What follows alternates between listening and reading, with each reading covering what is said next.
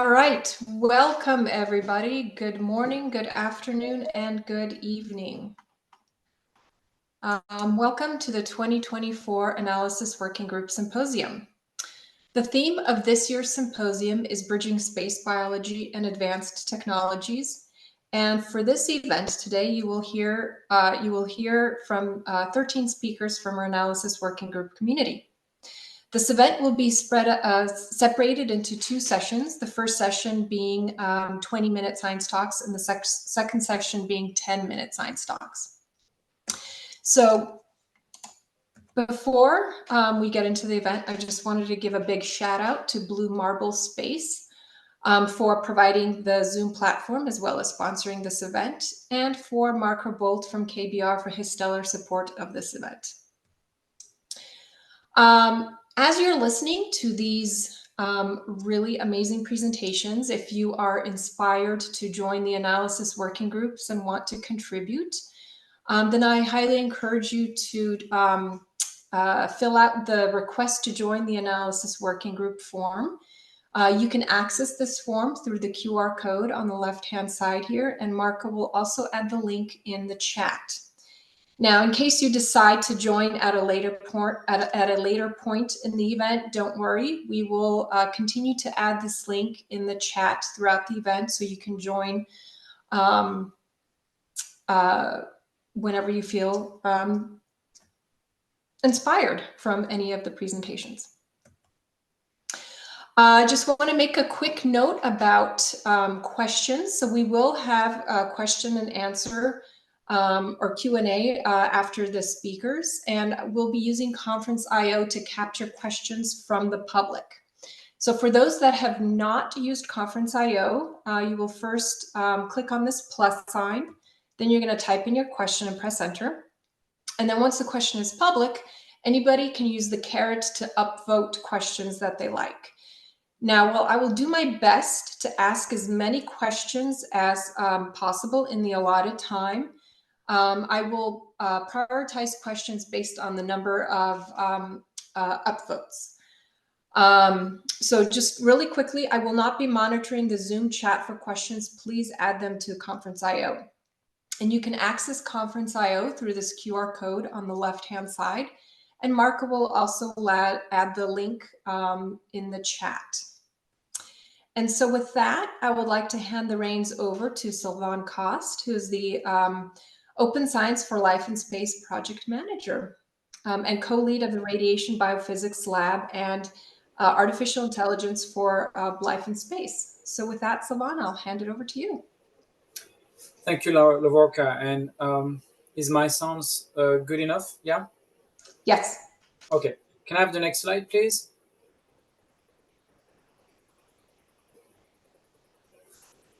Do I control the slide, or I need to tell you next every time? I am controlling, so you need to let me know when you want to advance. Okay, thanks. Well, welcome everyone. I know it's early in the morning for some of you. It's also late at night for others. We have speakers from Japan, so thank you, everyone around the world to join us for Open Science. I'm very happy to do the introductory remarks for this day 2 of this symposium. I wanted to start by giving you a definition of how NASA sees open science in the context of the work we do. This is a definition written by Kevin Murphy, who is the Chief Data Officer at NASA's Science Mission Directorate. And I'm going to read it. I know I've read this before, but we have a lot of new people in this call today. So I feel like it's important that we remind ourselves what we are trying to strive for. So we define open science as a collaborative culture enabled by technology that empowers the open sharing of data, information, and knowledge within the scientific community and the wider public to accelerate scientific research and understanding. So if I can have the next slide, I think I took this screenshot yesterday from Dr. Shania Padia, who gave the talk, the keynote talk. And I really like this slide because I was very happy to see that they had in their checkmark Gene Lab as one of the things they need to do to turn in this data to this open science platform. And it really shows this paradigm shift that we are seeing in science right now. we are really moving away from scientists working in silo in their lab and doing great work, but limiting their power by working alone or working with limited team.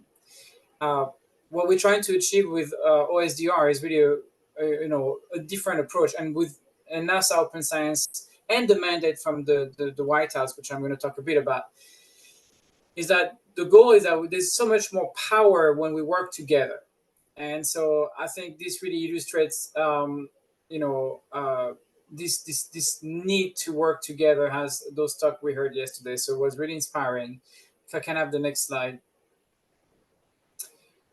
So the Science Mission Directorate, SMD, has been actively working on the White House mandate that came out in 2022 about open science. This is a requirement. Any federal research has to be going public. It's taxpayers' money at work, and therefore, as long as it doesn't have any kind of proprietary information or sensitive information, which then requires specific uh, uh, process to protect it, this information should be publicly available. And this is kind of the timeline we've been following through. So we first, in 2022, in November 2022, some of you heard me giving the first talk on the scientific data management policy. Things have moved quite a bit since then. These policies are now in place.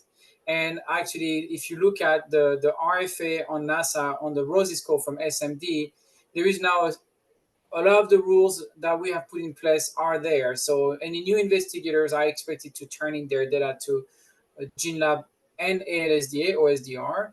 And there is a whole slur of information that needs to be provided in their data management plan.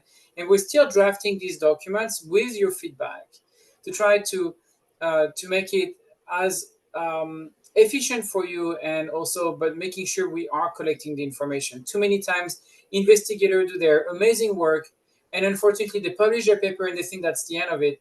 And the problem with this is it's really hard to reproduce those experiments, and it's really hard to reuse this work because it was not turned in a way that can be shared with others. This is really where professionals like us on databases come in and really make sure the data are well annotated, reusable by the entire community. It's really important. And so we put in place this system not so much to be a burden to the science, but to actually enable science further.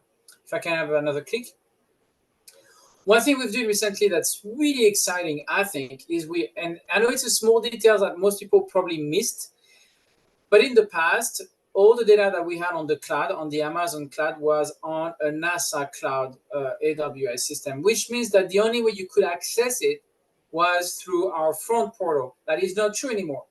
You can now access it directly on AWS, on the server on AWS, because we were given public access to a large bucket. So most of our data now are available directly to you. So what it means, if you're a programmer, you don't even have to download. You can, if you have an AWS account, and you can push an instance and start running on top of the data. And that really, I think, is really valuable when you want to work with the raw data that are gigantic in omics, for instance. So that was, or if you want to do image processing, which is something we're currently working on. So expect more. We have 0.5 petabyte of space on the AWS that we want to make available to you. So, but as of today, everything has been moved to this cloud. So that means that you can access it directly if you want, and if you don't want to use our interface, you can go there and play with it straight.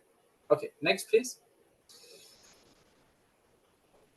You've heard that before yesterday and the day before, but just to summarize things quickly, we have one submission portal called BDME where PI can turn in their data. Our goal is to make the burden as low as possible for you. So we created this portal, and we really, if you look at the policy that we put in place, we encourage PI, and I am a PI too. We are working currently on a grant, and I can tell you we've been imaging ovaries a few days ago. They are already in OSDR. You can't see them because they're behind the firewall, but we created the study the moment we started the grant. We did our research data submission agreement, which is this RDSA. We have a system in place now. You type your RDSA, you say the kind of data you will generate, and you start entering the data into the workspace that we provide to you. And it can be either image, So that's my case right now. I'm doing image microscopy. So it goes into ALSDA. It is completely transparent to you. You don't know. You don't have to worry about this because the system have been merged. Both omics and non-omics. Omics is GeneLab, non-omics is ALSDA. Those two type of data are now together. And one single submission portal. We try to simplify things. And having a workspace is great because I can share with my collaborators. So I have the people in Berkeley Lab that are using this data right now. And all I have to do is just add them to the system. They can edit my files. It makes it easy. Instead of me saving stuff on my computer, now it's all in the system behind the firewall. And when we are ready to release the data, which is mandated the moment we publish a paper, this has to be publicly available. All I have to do is press on a button and it's done. So that's the way it should be done. We are fair, findable, accessible, interoperable, and reusable. Can I have the next slide? This is kind of like the full scheme of things in terms of open science. It starts with like experiment done on the International Space Station. We have something called the Biospecimen Sharing Program, where when PI fly an animal on the space station, for instance, they typically work on some specific tissues. It could be the muscle, it could be the brain. There's a bunch of things left out at the end that we recoup, and it goes into something called NBIS, which is our tissue storage repository at NASA Ames. Then you can do a tissue request. So let's say you browse our system and you see some interesting studies and say, hey, no one has worked on the muscle for this study. Interesting. You can request a tissue, do your omics or do your imaging on it. But of course, you have to have a good reason to ask for the tissue, a good idea, and then we'll let you use it. It will go into our system eventually. We will help you curate the system and the data in our system, and then it will be available through the visualization portal that we have in place. And you're going to have some demo today of some of these viz tools, such as RadLab. Can I have the next slide? This is a quick story of how the analysis working group have come together. For those of you who don't know, in 2016, I became the project manager for GeneLab. And then we had these, we were kind of like, we had all this data online and people say, oh, it's accessible. It's like, but it was not truly accessible. It was the raw data from, RNA sequencing. It could be gigabytes of data. It takes a long time to download, takes a long time to process. The processing was always the same thing. The first thing you do is you realign your sequence, your DNA to a reference genome. It made no sense to have everyone who wants to work with data do the same process over and over again. So we decided we needed a pipeline to turn this raw data into processed data. And we didn't want to do it alone. We didn't consider ourselves as the best experts in the world. We wanted a community to come together. That's how the analysis working group were born. And together, we started as a small group, 20 people. We started building this pipeline. We created standards. We published these standards in 2018. We had our first process data in the system. In 2021, 2019, we even further refined this by doing a processing that allow you to very simply look at this information directly online through a visual tool. And all this was done with the community. And what we've done is we reduced the size of the data and we made it more available, accessible to the general public. I call that data democratization. We heard that term yesterday. Very important. If you can click next. Today, so this is the growth from this process. We went from 20 people to 600, and actually I can tell you that number is even higher. I'll show you some graph in a minute. Next. And now we're moving into the era of this entire process I'm showing you right now is how you share one data set and make it reusable. But the power of database is when you bring multiple data sets together. And to do this now, what we are investing a lot of time into is artificial intelligence, machine learning, deep learning, because these techniques tend to be a lot more, much more powerful in normalizing different type of data and sparse data. So very exciting time, and we have a AI AWG for those of you who are interested. That group is growing extremely fast, and actually if you show me the next slide, I can show you exactly what I mean. Sorry, those are the 6 different AWGs. I'm looking at my time. I'm too slow, so we'll move on. There's 6 of them, and let me give you a quick one. Okay, this is the growth over the past year of the analysis working group. We got 322 new members. You can see the different growth. And I have to say that the fastest growing group right now is the AI group. Not a surprise. That's the blue curve, and you see how it's surpassing every other group in terms of growth. Having said that, every groups are growing very nicely and strongly, which is very nice to see that there is momentum. This is a great platform to meet people, to do research, to find the next postdoc. So by all means, interact, work with us. It's super exciting. If I can have the next slide, the next click. This is the same growth. Next, please. Maybe it's, am I still online?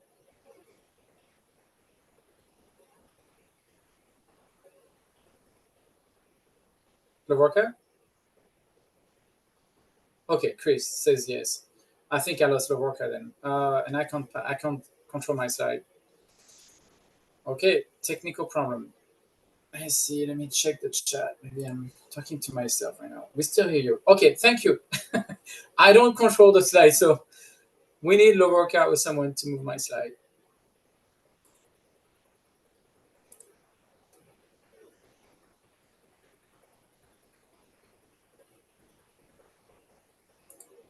All right, let me go on team and see what's going on. I'm going to communicate with my team.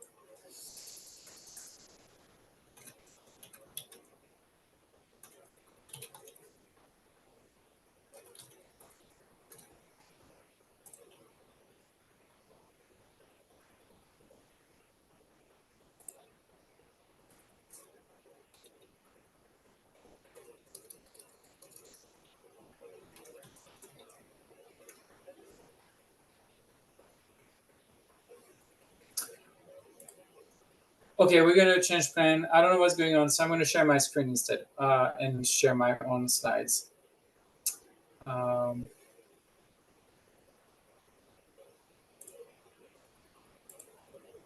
Since people can still hear me, let's do this. So, the screen, share. Okay, that's going to be a bit.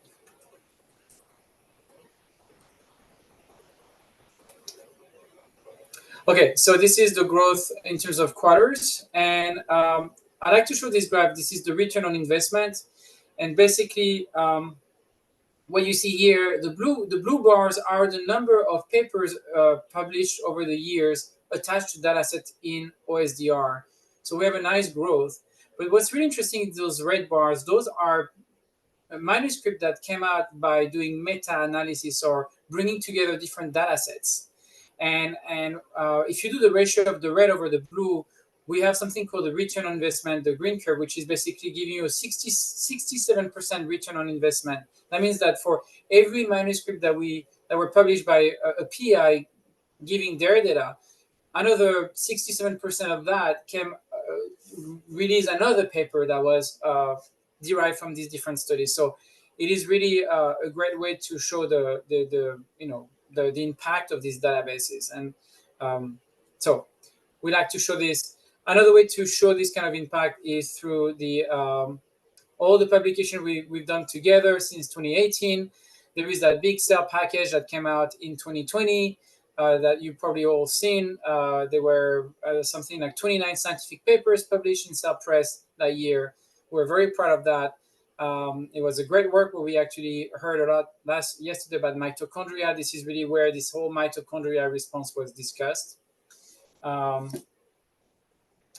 And we are repeating this success in collaboration with the Inspiration for Mission. And Chris Mason was the main PI there that was generous enough to bring us together at the AWG level to do all this work. In the process of taking this for the first time, civilian astronaut data, we had to reconfigure some and do some configuration of data set that we had never seen before, especially around the whole blood count, cytokine panels. And we also put in place something similar to what you see at NIH, which is called dbGaP, which stands for Database of Genotypes and Phenotypes. And it's basically a process that preserves the privacy of individuals in terms of sharing their information. Even though Inspiration for IRB had a very lenient IRB, we still wanted this process in place to protect those 4 individuals who were generous enough to share their data. We also are now collecting ESA data into OSDR. We have 300 terabytes of data coming our way. A lot of it will be human data, not astronaut. I have to make it clear. NASA astronaut, ESA astronauts do not go to OSDR as of today. It's a different platform. It's a different process. It's more complex. Everything else comes to us. With this, I hope I didn't waste too much time. I wanted to introduce, so let me stop sharing, and I want to introduce our speaker. Let me see if I'm still online and talking alive. So our next speaker is Chris Sambrowski. Hanks represented the pillar of Generosity as part of the crew of Inspiration for the mission I just talked about. He was the mission specialist on a 3-day mission orbiting at an altitude of 590 kilometers. With the help of thousands of inspired and generous individuals, this mission raised over $240 million for St. Jude's Children's Research Hospital. This was the work of Hanks. While attending Embry-Riddle Aeronautical University, Chris worked as a U.S. Space Camp counselor, launched high-power model rockets, and lobbied Congress to fund space science research and to promote commercial space activity. He now works as an avionics testing engineer for Blue Origin's New Glenn program. This reusable rocket stands over 310 feet tall, making it nearly the size of the Apollo program Saturn V vehicles. Chris currently resides in Gig Harbor, Washington, with his wife and 2 young daughters. So without further ado, Chris, the floor is yours. Yeah, thank you for that. And I apologize for how long of a introduction that was. It is really cool to be here this morning. I'm really thankful that to have the opportunity to speak with everyone.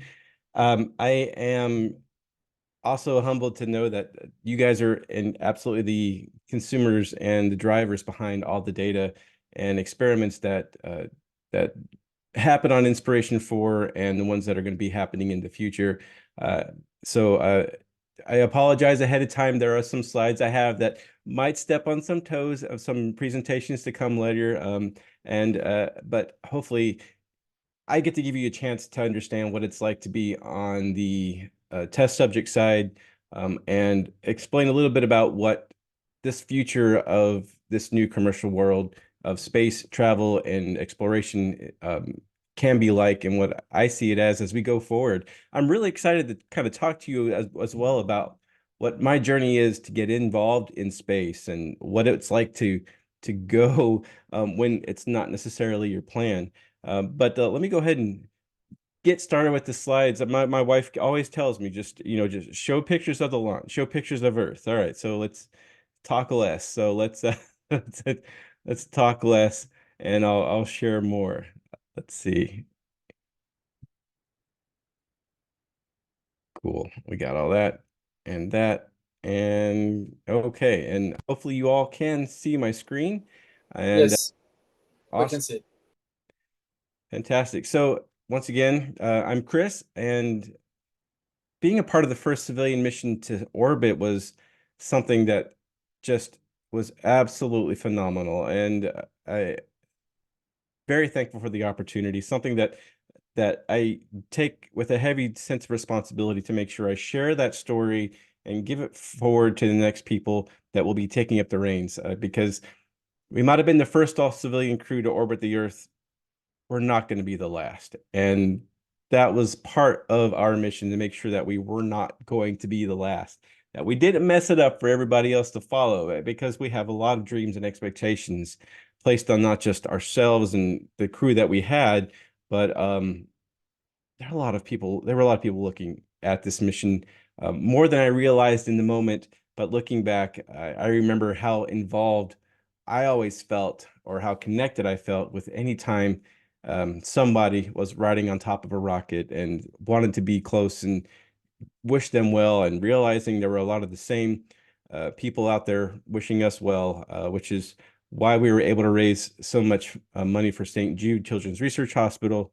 But let me tell you about where we are right now and where I am right now. So yes, I flew on a SpaceX Falcon 9 rocket in Dragon on Inspiration 4. I live in Gig Harbor, Washington, however, which is outside Seattle.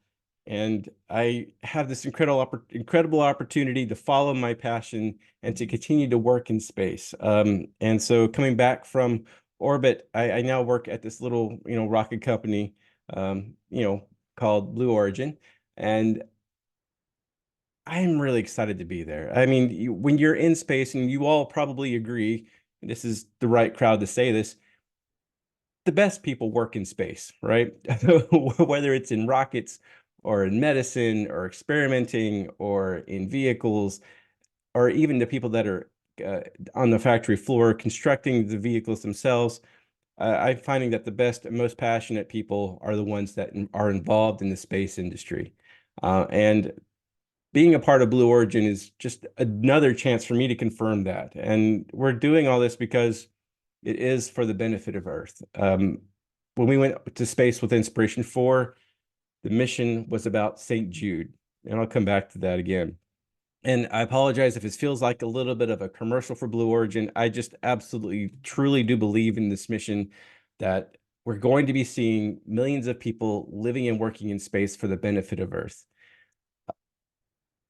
If we are going to be doing that, the work that we are doing and talking about today, and all these presentations that we're going to be sharing and listening to, we're going to have to be able to support these millions of people that are living and working in space and understanding what it takes to make that happen. And so part of that is what Blue Origin intends to do. So you got to keep up. You got to help. We know we got to help support these millions of people that will be living and working in space. Now, why are we doing this? Well, we're doing this because there is no place like Earth. I mean, it's our best place to be from. I think it's cool. I mean, if you have if you haven't visited the Pacific Northwest, I mean, this is there's a reason why my wife and I decided to live outside of Seattle. I know there are parts of the world that are beautiful I need to still visit, but the Pacific Northwest in itself has this rich dynamic geography between the volcanoes and the mountains and the ocean and the rainforest. And there are so many different beautiful lakes and hiking trails that my family loves. And there's a reason why we settled here to raise our daughters. But there is no place like Earth, though. I mean, it is the best place to be from, and we have to preserve it. We have a duty to it. So what are we going to be doing to make sure that happens? Well, first we have to understand that the Earth is finite, right? There are limits to what we can do. It might seem like the world is our oyster, or that we have unlimited possibilities or potential, but going to space, you realize that there are boundaries, and the Earth is just this little tiny pale blue dot hanging out there in this vacuum of space. And so it is finite. And so the reason that we're going out and exploring space is because we know that space does have abundance of resources. The solar system has an incredible amount of resources in asteroids. We are talking about using the lunar soil to make solar panels. We're looking at where can we find water to sustain life and to take advantage of the resources that are out there. I mean, if we could take advantage of those, we don't have to bring it with us. And in doing that, it's going to help us get out there faster and expand out all of these things, once again, for the benefit of Earth. All right, so how are we going to do that? Well, here at Blue, it's like 3 pillars, and I couldn't get behind this more. The first is we've got to reduce that launch cost to space, right? With the space shuttle days, past, we were looking that between $25,000 and $50,000 per kilogram. We're looking at getting that reduced by a factor of 10, by a factor of another 10 in the future. So we're getting the costs down. Falcon 9 and SpaceX has dropped that down tremendously. New Glenn and the rocket I'm working on is going to do that as well, along with Starship. And so that is going to provide us an incredible amount of opportunities to allow other people to imagine what they can do in space. If you can get the launch costs down, all of a sudden, all those economic models of what can I do in space for X amount of dollars start to pencil out. Well, and also, as I mentioned, let's use those resources in space. I mean, why not? They're there. We are going to run out here of things here on Earth as we start to figure out what we want our society to be. You know, we can try and conserve and be very conscious of our planet, but we continue to grow. And the fact of the matter is that resources are finite. And so we need to make sure that we reach out and use those resources in space to help supplement and protect and benefit Earth. But it's not just going to happen within the next 20 years. I mean, we're talking about decades and decades and generations of humans that are going to be exploring space. And so the third pillar at Blue is to recognize that and to know that we need to inspire, mobilize those future generations to do the work that we are doing now, but expand, not just that, but expand on it and grow it and take up where we leave off. So at Blue right now, we're working with 5 major programs. We've got New Shepard. That's our suborbital launch vehicle, gives people the opportunity to get access to space relatively quickly. Gives you 3 to 5 minutes of microgravity sustained and provides that incredible view above the Kármán line for any astronauts that are on board New Shepard. And of course, New Glenn is our orbital launch vehicle debuting this year. Yeah, I will show you a size comparison here shortly. That is going to be an incredibly large vehicle, game changer. It'll be the largest reusable vehicle to fly out of Kennedy Space Center at Cape Canaveral to date when it takes off this year. We're looking at lunar permanence with being one of the providers of the lunar landers that are going to the moon as part of the Artemis program. We're developing engines and cranking out engines left and right. I will tell you more about that in a minute, but that is an incredible program. And then, of course, all those other systems that we're working on with Blue Ring and Orbital Reef, those are some in-space things that we are working on as well. So not just trying to get people to space or to the moon, but providing those resources and those technologies of what are you going to do when you get there? How can you leverage the access to space that we're providing? And that's what in-space systems is all about. So if I look at New Shepard in detail, launch, land, repeat, you've probably seen some of this before. I don't mind sharing it again. I get excited to talk about it. New Shepard is an incredible platform for science and technology. We get above the Kármán line, and like I said, it allows for weightlessness for several minutes. It's a 60-foot tall reusable vehicle, and it's completely autonomous with windows that provide an incredible view. I don't know what else to say about that, but it's also a clean burning vehicle. It's hydrogen and oxygen that just produce heat and water vapor.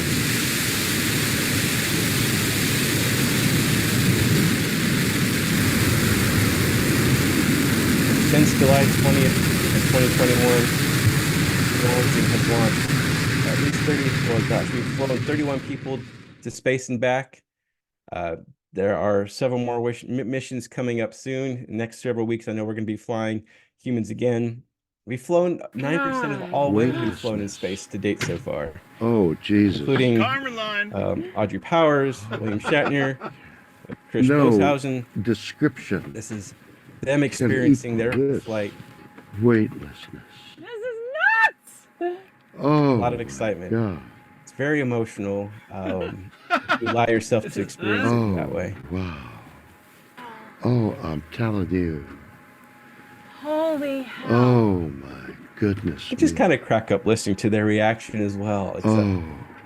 They're there a very short amount of time, but the amount of experiences that they take in and the stories that they come back with, not just this crew, but for all the crews that have launched, they've been open to that experience, and they've come back and shared why is it so important to not just go to space to live and to work, but to experience the effect of understanding how that overview effect, that's Frank White's term for that view of the Earth from that altitude. What does it mean to people? Well, it Sarah Sabry has mentioned that it enters you. My crew member Haley says it just fills you with an amazing sense of belonging and connectedness to the earth. I felt an amazing connectedness to the earth. Well, I'll come back to what I felt later. All right, but anyway, so moving forward, we've launched several people. Jeff, Wally Funk became one of the oldest people to fly to space. Oliver Damon, one of the youngest. I think she was a little excited. I get this. I crack up seeing her face there. It's amazing, and we've launched all these individuals to space so far as well. Incredible group. I'm excited for this year. Ed Dwight's going to be able to get a chance to fly. When Kennedy was alive as our president, he had made the declaration that he wanted to see a Black American fly to space, and that was the role that Ed Dwight was going to fill. And well, 60 years later, that will happen this year. He'll get his chance to go to space, which is absolutely phenomenal. All right. So New Shepard, it is also a great platform for research payloads. And this might be something that you get involved with in your research as well. We're providing access to microgravity or partial gravity up towards the Kármán line with payload lockers. Up to 36 individual payload lockers exist on New Shepard. We're looking at being able to provide access for human-tended payloads during flight. So look for that if you have a specific mission that you would like to accomplish. I'm sure we can help that happen here at Blue. All right, gratitude ferocity. That was the first step. We're taking each of these small steps ferociously as we start going into space. That's our motto. New Glenn, like I said, it's no small vehicle. It's huge. And why am I saying we're building it in Florida. We're putting the brains together here in Seattle. This vehicle is over 310 feet tall.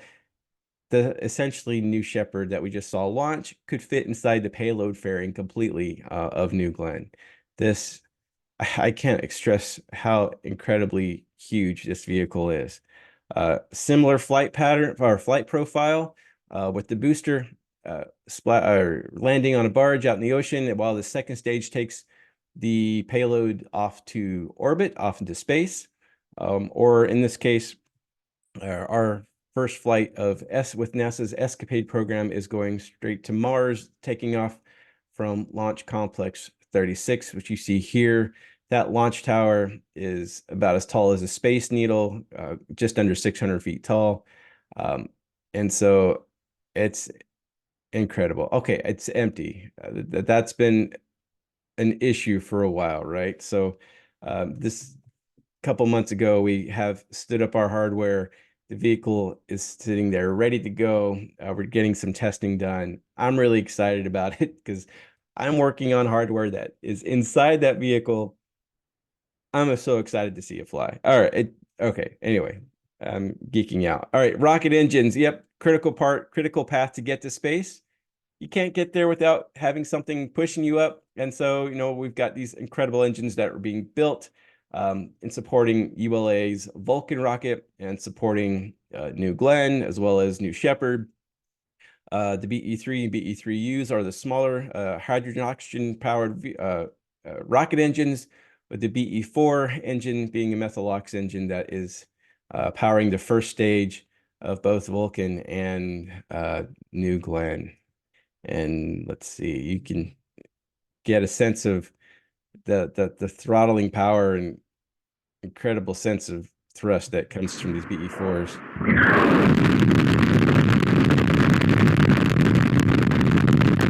And it's just before 10 o'clock here in Seattle, and never too early for a little fire train rocket thrust.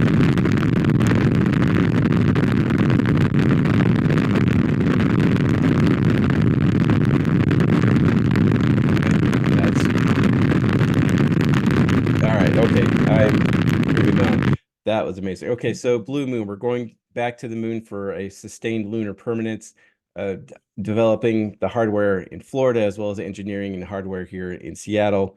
It's going to allow cargo and crew to develop a sustained presence on the moon. And if we don't want to, if you have research that wants to go there, great. If you're looking at building your own in-space lab, though, that's what Orbital Reef is all about. As the space station looks at its end of life, Orbital Reef is going to be there with some of the largest windows to fly in space, to give you looks at the Earth and as well as the star field. An incredible platform. You have ideas. This is one where we're allowing commercial enterprises as well as government partners to come in and be a part of this amazing space station that's being built, and we're excited to see it happen. All right, and wherever you are in the United States, there is a Blue facility near you. Like I said, I'm in the Seattle, Washington area. We've got folks working all over the country. And the facilities in particular, we've got the headquarters in Washington State. Texas has our launch site 1 where New Shepard takes off from and lands in the near outside of El Paso, Texas. Florida has its incredible manufacturing facilities and launch facilities there at Cape Canaveral Kennedy Space Center. When those doors open up, what's inside will absolutely blow your mind. To see something the size of the Saturn V being assembled and moving is something else. And then in Alabama, where we have our Huntsville engine facility, dedicated to nothing but building rocket engines. And I get messages from folks that live at Space Camp there that, hey, it sounds like you guys had a great engine test. Well, there's a historical engine test site there in Huntsville that is now has been refurbished and is being used to test BE4 and BE3 engines. So it's waking up the local neighborhood as we start taking off into space. The third pillar that we talked about briefly is that we need to inspire and promote the next, encourage the next generation. And the Club for the Future is Blue Origin's arm. I love that this is a philanthropic initiative from Blue Origin. That Club for the Future goes out and promotes K through 12 science, technology, engineering, and math initiatives. It's something near and dear, close to my heart. I have two daughters.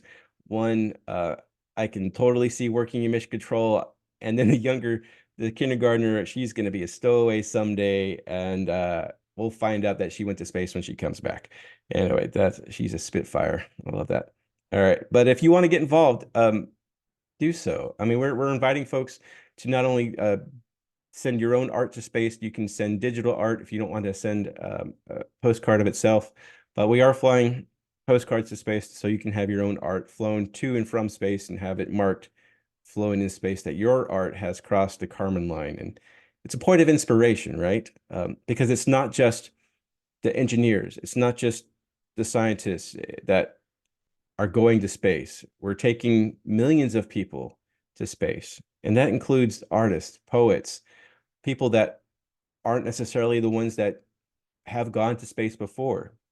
And so dream big, explore this, partner with Club for the Future if you'd like to see what it's like, because it's an incredible opportunity to get K through 12 students involved early on in their educational careers to follow their passions, to get excited about these different possibilities.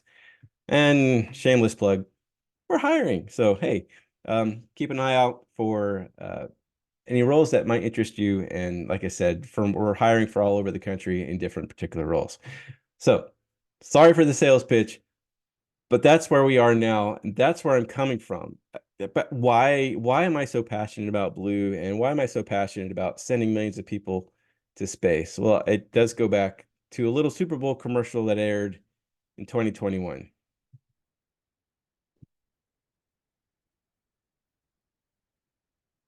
Twinkle, twinkle, little star. This fall, Inspiration 4 launches as the first all-civilian mission to space. And you could be on board.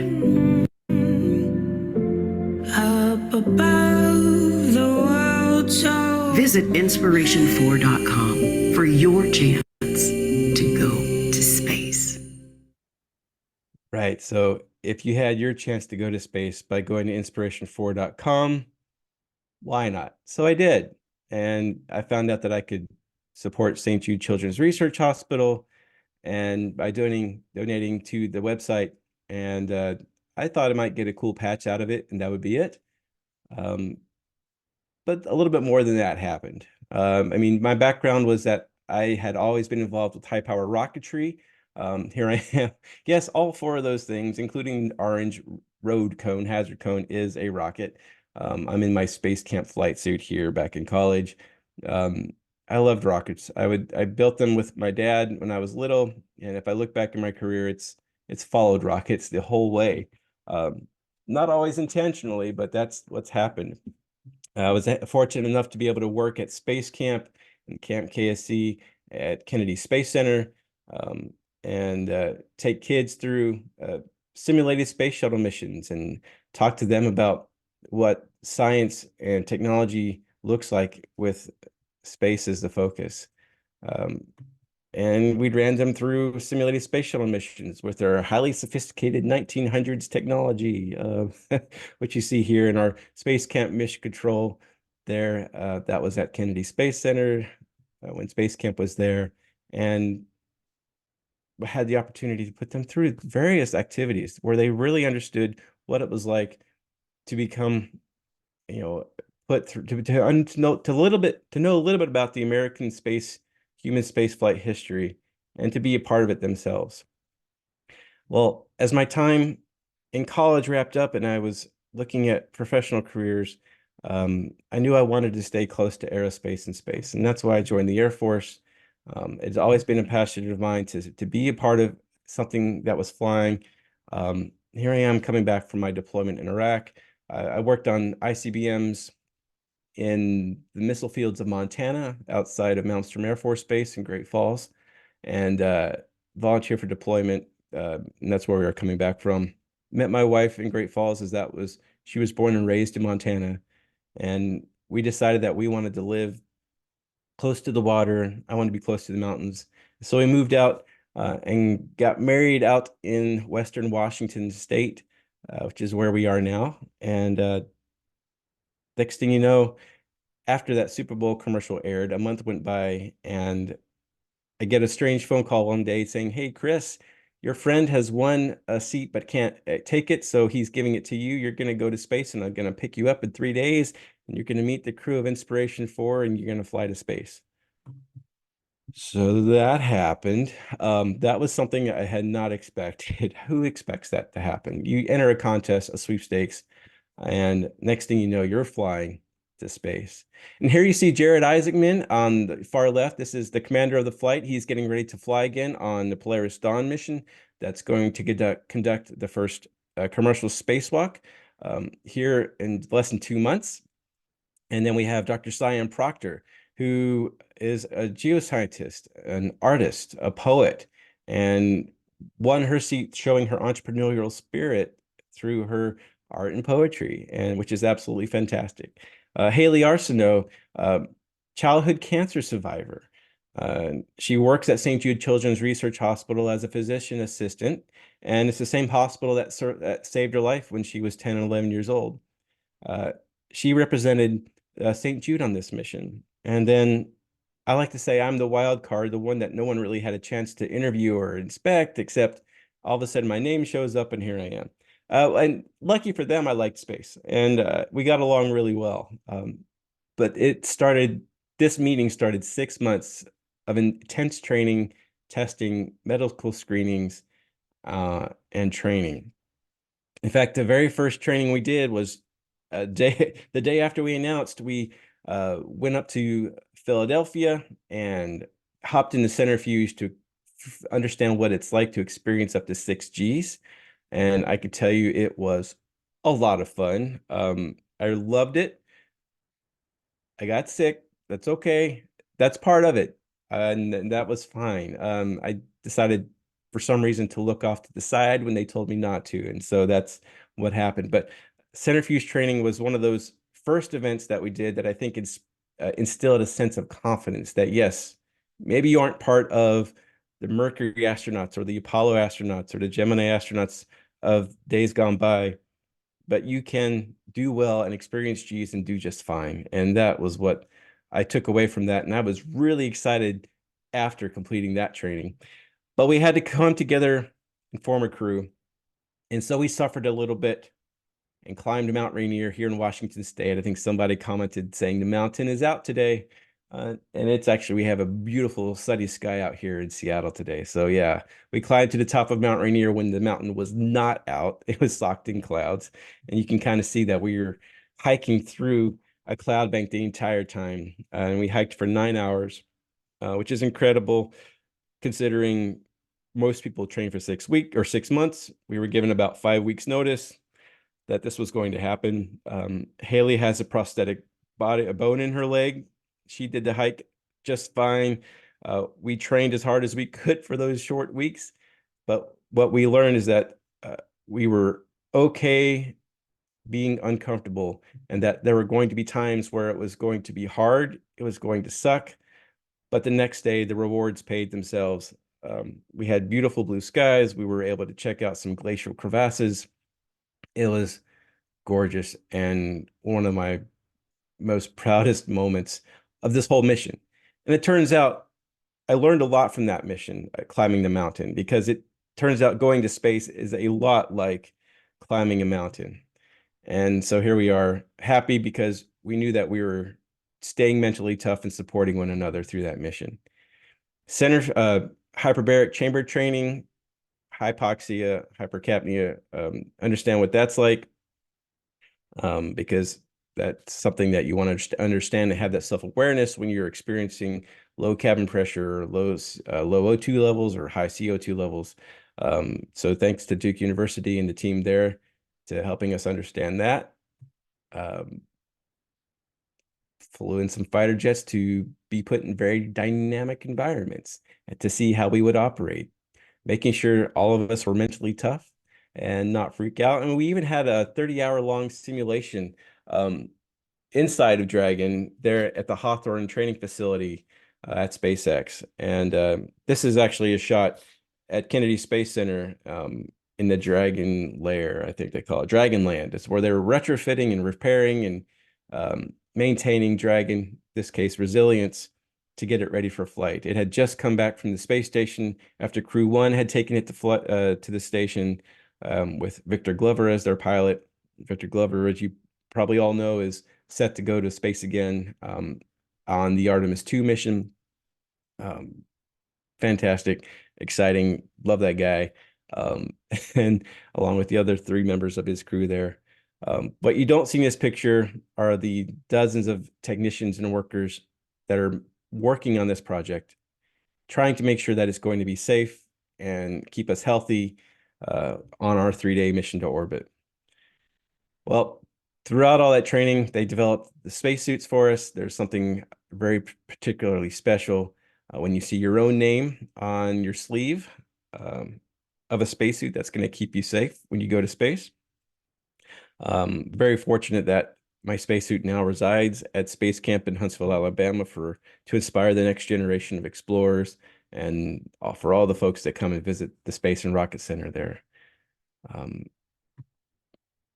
I mean, there's something about being there in the moment after you've gone through all this training and you've gone through all these these experiences so far to get you mentally tough, to get your body ready, get your mind set and ready to go. And now you're here at the last moment, taking that one last look up at the vehicle that's going to take you to space. And when it does, it's overwhelming.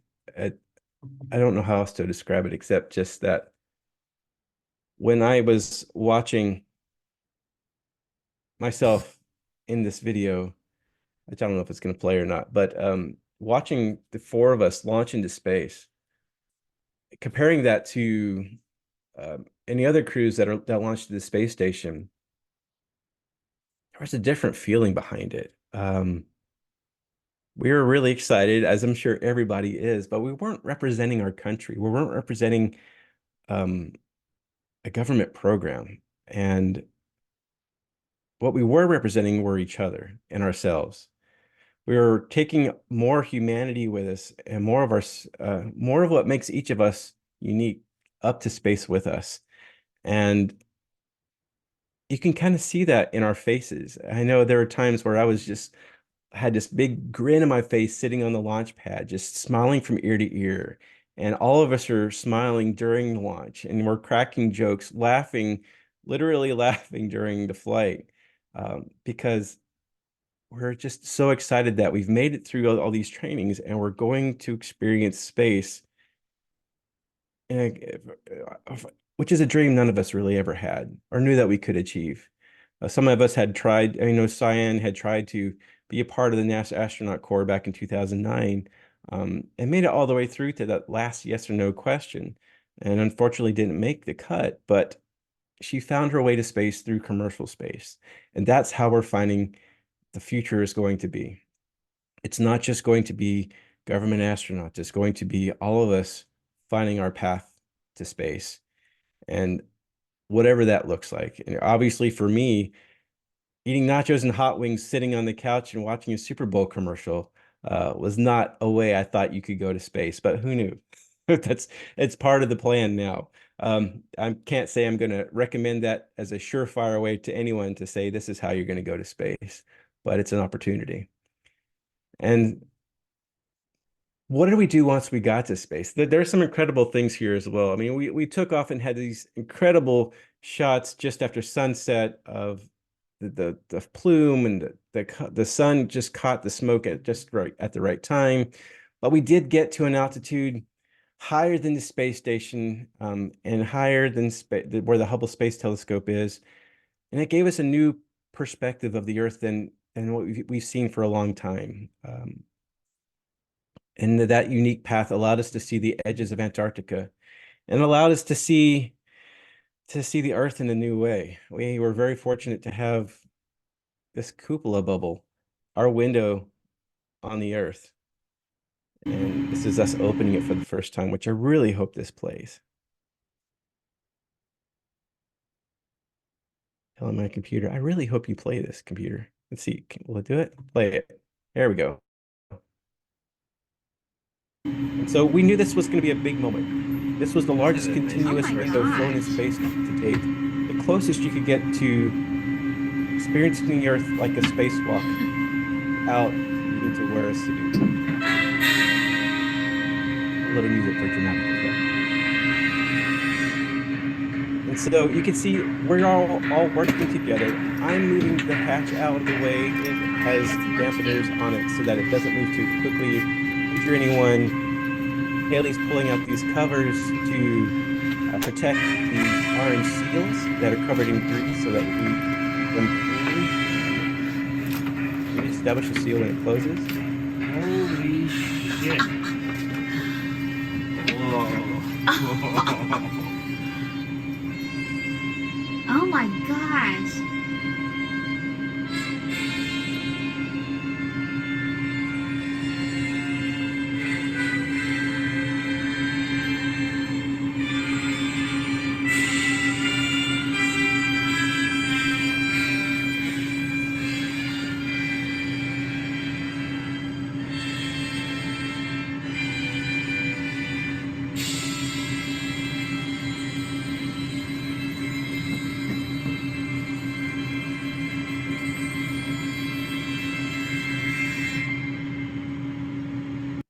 So we go to space, and what do?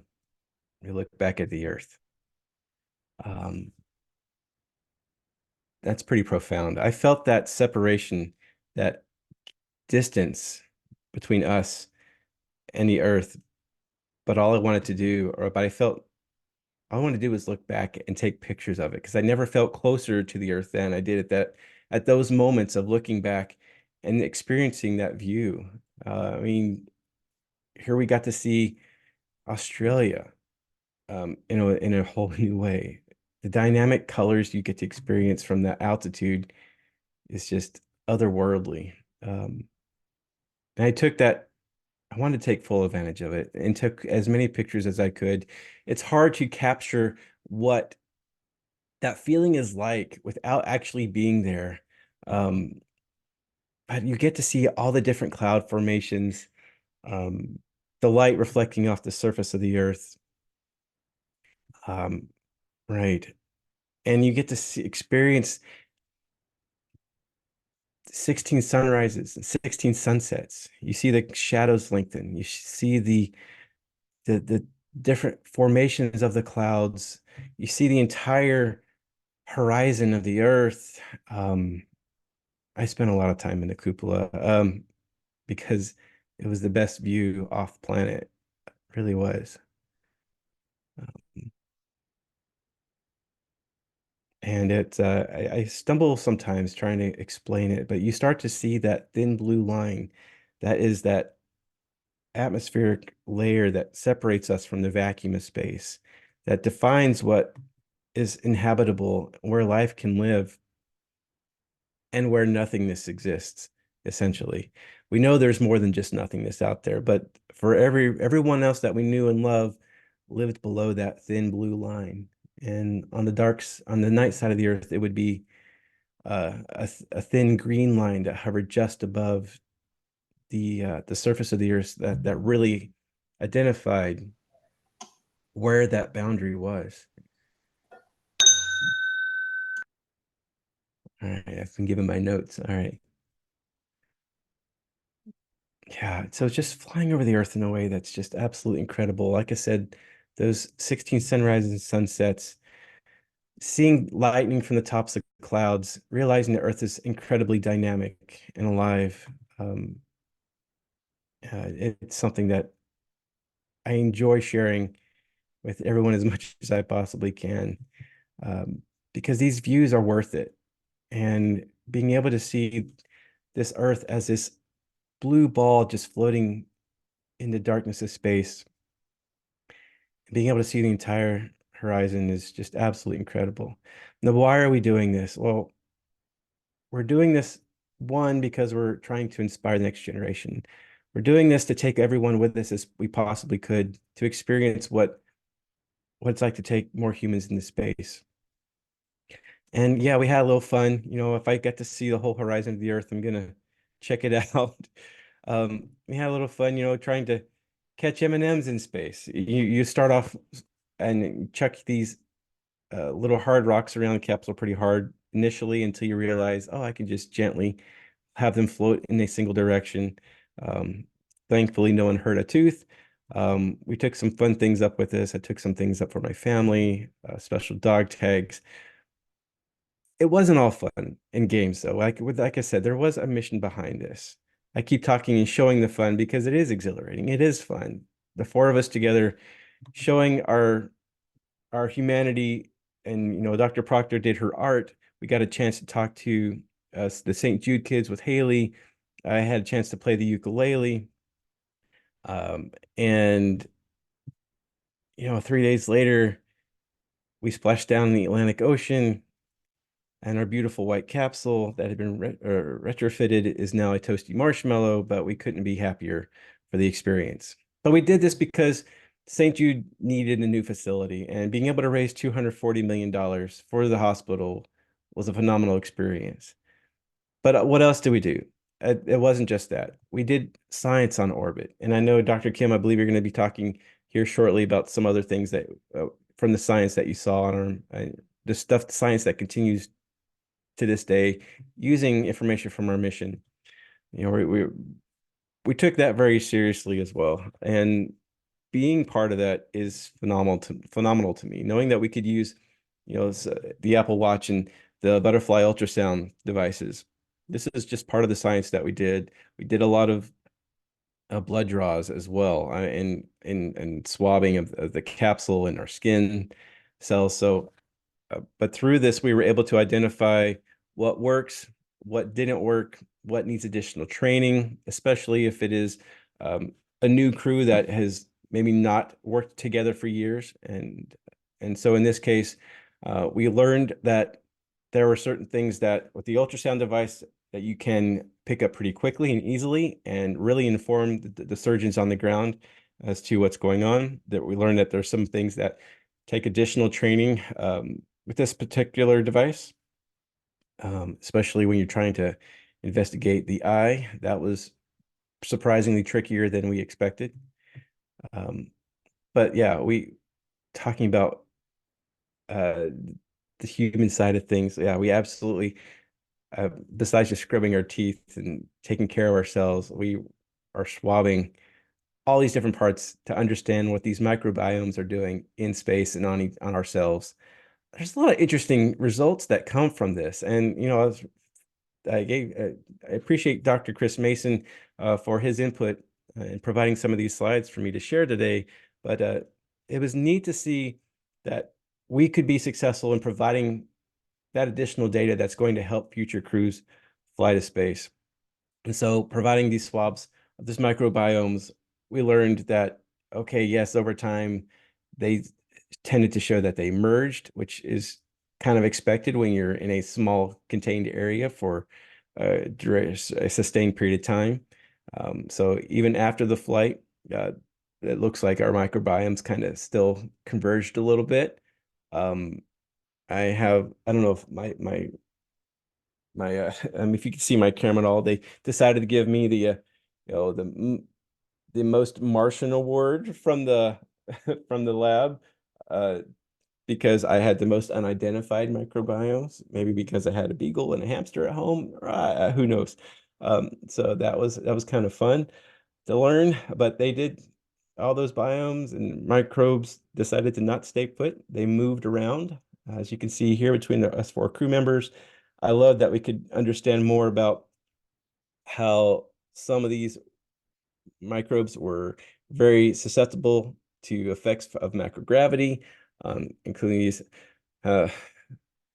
hematic, I'm not going to try to pronounce that right now. I did pronounce it right the other night in practicing for this, but there were a lot of results from this that you all understand better than I can, but it doesn't take away from the fact that we were able to provide these data points that are now part of this open database that you can be a part of and research, including these skin grafts that we provided. And they definitely took their pound of flesh and samples from all of us. And when someone comes and says, hey, okay, well, this is Australia. This is out of order. But when someone says, hey, I'd like to get a sample, well, you can totally get a sample from us. And what's next? These are things that you guys are probably intimately familiar with.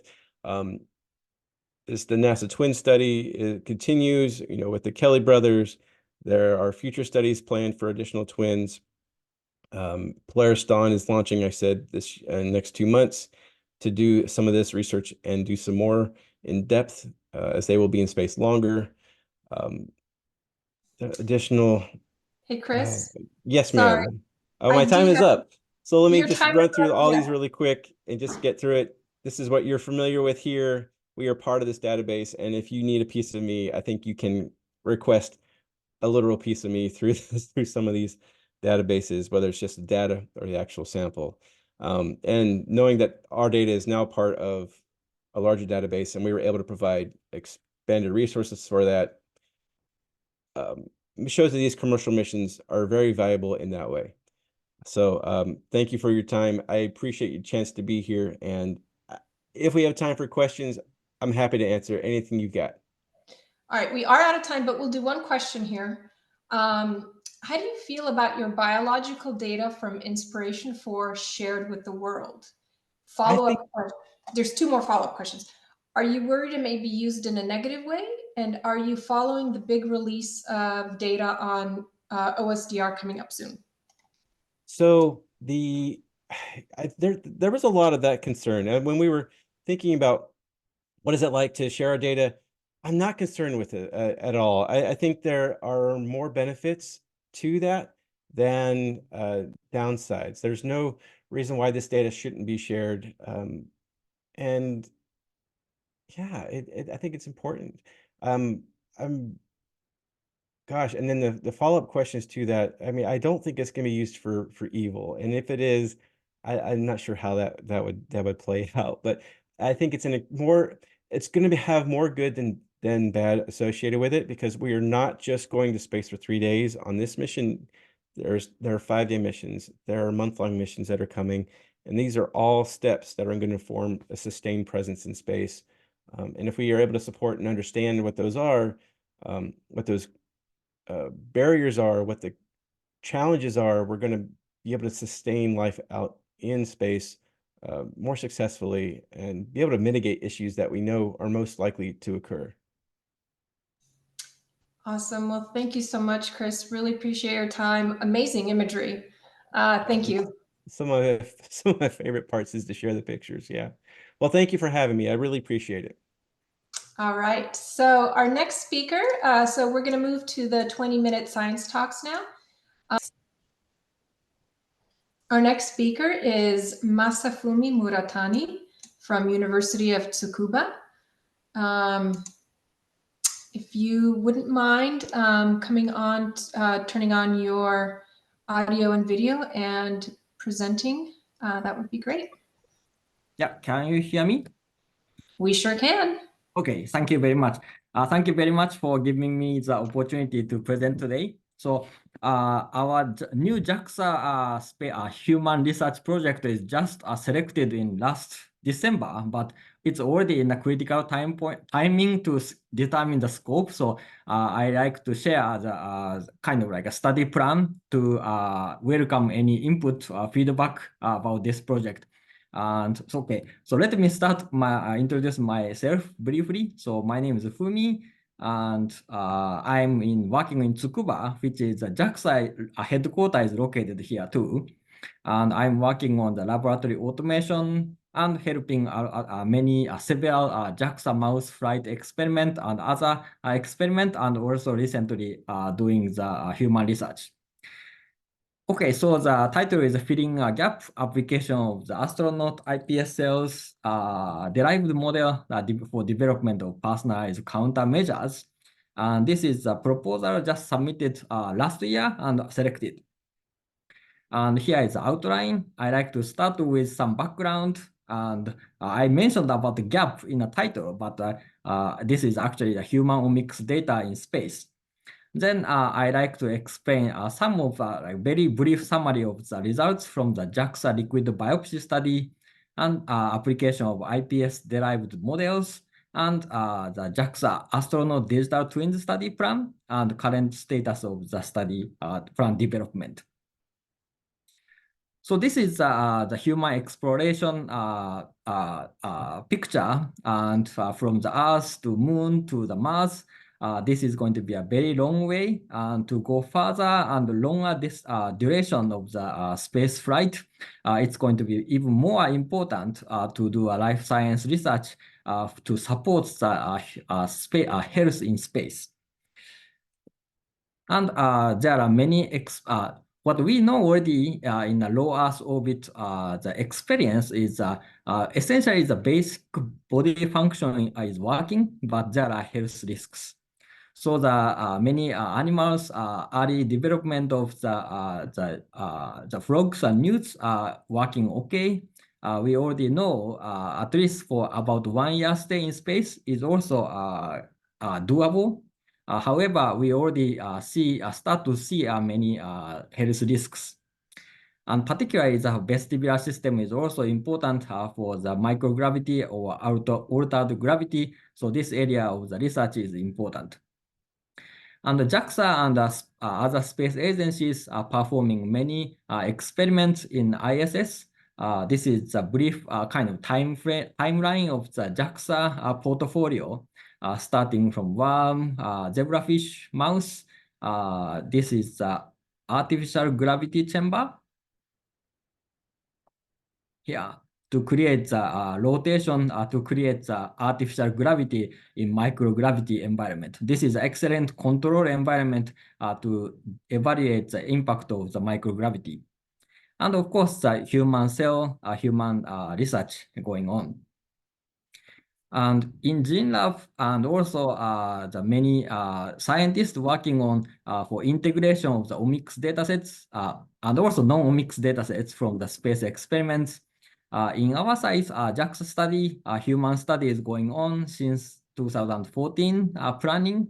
And we also performed several mouse experiments, and we integrated data and currently trying to look at what to make sense about the space environmental response. And of course, the GeneLab OSDR dataset is available and analysis working group, and then twins study, and also the commercial spaceflight research to provide even more and more dataset. And then currently, what we are thinking, and many others are also thinking, doing is comparing the projecting the result from space experiments to modeling human. So here the human, mouse, fish, for example, and different model, different study model has a different advantage and disadvantage. For example, humans, of course, this is very important, but limited accessibility to the internal tissue samples. But blood is available, it's in a quite good abundance. And the mouse is okay, zebrafish, maybe not so much suitable for taking blood, but tissue analysis is very nice for transparent and body, and easy to maintain too for many individual fish. But situation is essentially we are crowding between the models with limited data set to correlate, and also trying to compensate missing data set. And then when we need more human omics studies. And how does it work actually? So there are several examples already presented. NASA Twins study, one pair of astronauts, JAXA study, 6 participants, and commercial space flight medical studies, and also upcoming studies. But essentially, the number is quite small, and also it takes a lot of work to do. And here is one example from the JAXA cell-free epigenome study. We performed this pre-flight, in-flight, and post-flight sample collection to analyze the plasma cell-free RNA and DNA. And this is one example of the analysis result about the plasma cell-free RNA sequencing. This is a PCA plot of the 6 astronauts, all the time points for pre-flight sampling point, and in-flight and post-flight. So as you can see, before the flight, all the astronauts are kind of have a defined profile, but once they go to the orbit, the in-flight, the dots come to this side, and the post-flight is also coming to this side of the profile. And this profile is divided into different time points, the 5 days early point to later points in the in-flight and post-flight. And PCA plot dot is gathering to this side and another side. So this means even 6 humans, N6 human study in space works quite well. And this is, we just heard about the mitochondrial response in space, but we successfully reproduced the NASA Twins study, mitochondrial response. So in the pre-flight, during the flight, and post-flight, there is quite a significant increase of the cell-free mitochondrial RNA and DNA during the space flight. And this comes back to the baseline after the flight. If I draw this kind of plot, this looks quite nice, but in reality, if we divide into the 6 astronauts and draw the line to link all the dots, profile looks like this. And then this actually includes for example, like high responder and also low response individuals. For example, like this, the nice peak during the in-flight, and low responder, there is a peak, but peak is later and also smaller.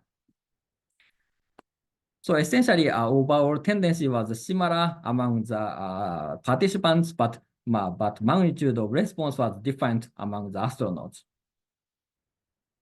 This is another example, the mucin gene, which is downregulated in flight and upregulated in a post-flight and come back. So this is the same sort of plot. And interestingly, the same astronaut number 1 and number 5 are also high response and low responder. So this kind of like give a feeling that there is individual variations among astronauts, and this time course sampling helps to kind of support this measurement is representing the individual response. And here, after the JAXA study, we learned even N6 study gives a meaningful result, and the same tendency but different magnitude of response might be the trend. At this point, we started to think about this kind of situation. This is kind of like extremely clean view, but for example, mitochondrial response, there is a low responder and high responder. So sensitivities are different among the individuals. And what if we can isolate the personal cell models from each individual astronaut and then exposed to the radiation or altered microgravity, simulated microgravity in an experimental condition? Can we actually reproduce the mitochondrial response among these cell models that correlate to the human actual omics biosample data? And if this correlation works, this is a great opportunity to open the cell-based assays to predict the response before the space flight, because these cell materials can predict for the personalized countermeasure development. So I just draw this cell cartoon, but actually there is a very strong method which is using the induced pluripotent stem cells or iPS cells. This is a Nobel-winning topic developed by the Professor Yamanaka in Japan, Kyoto University. And essentially, if you have access to the cell, somatic cells, which is, can be taken from the blood, and then deliver the multiple factors to reprogram the cells to create iPS cells, and these cells can be propagated and also can be differentiated into the different type of cells. And this is now considered to be very strong model or tools to produce the broad range of cell types derived from this particular individual. And then we started to think about exploring maybe like we can expand for biobank iPS cells to explore more diversity, and potentially we can increase the astronaut or mini astronaut model to the large number of the cell types. And then once we can isolate for any sort of experimental paradigm, sensitive cells or not sensitive cells, and these cell resources will be very important, very useful to do the cell-based space experiment, for example, like a drug screening or other type of analysis.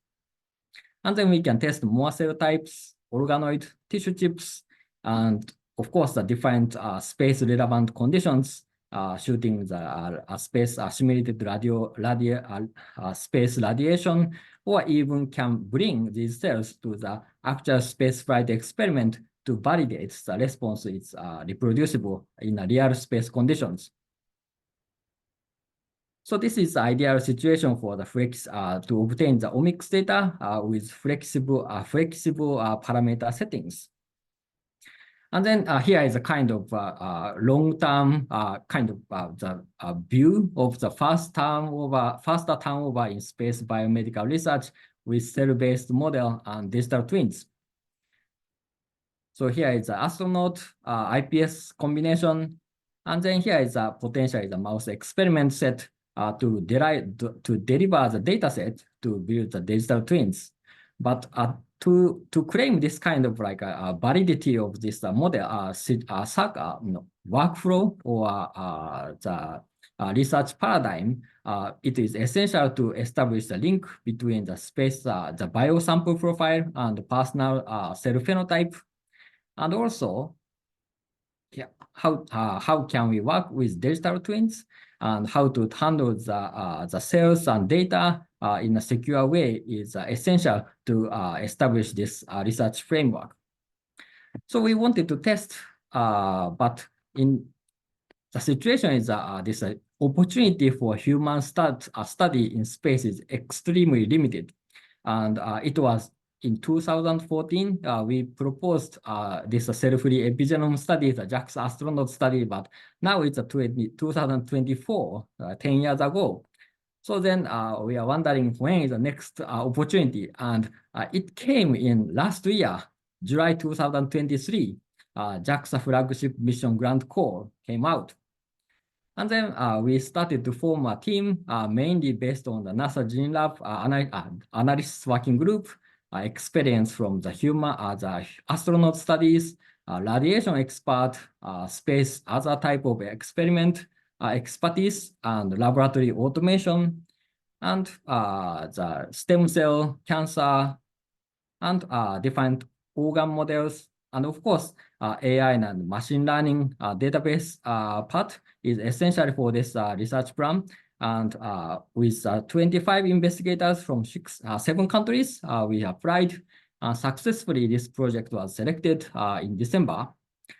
We now call this is astronauts digital twins, application of iPS cell-based assays for and artificial intelligence towards personalized space health. Thank you.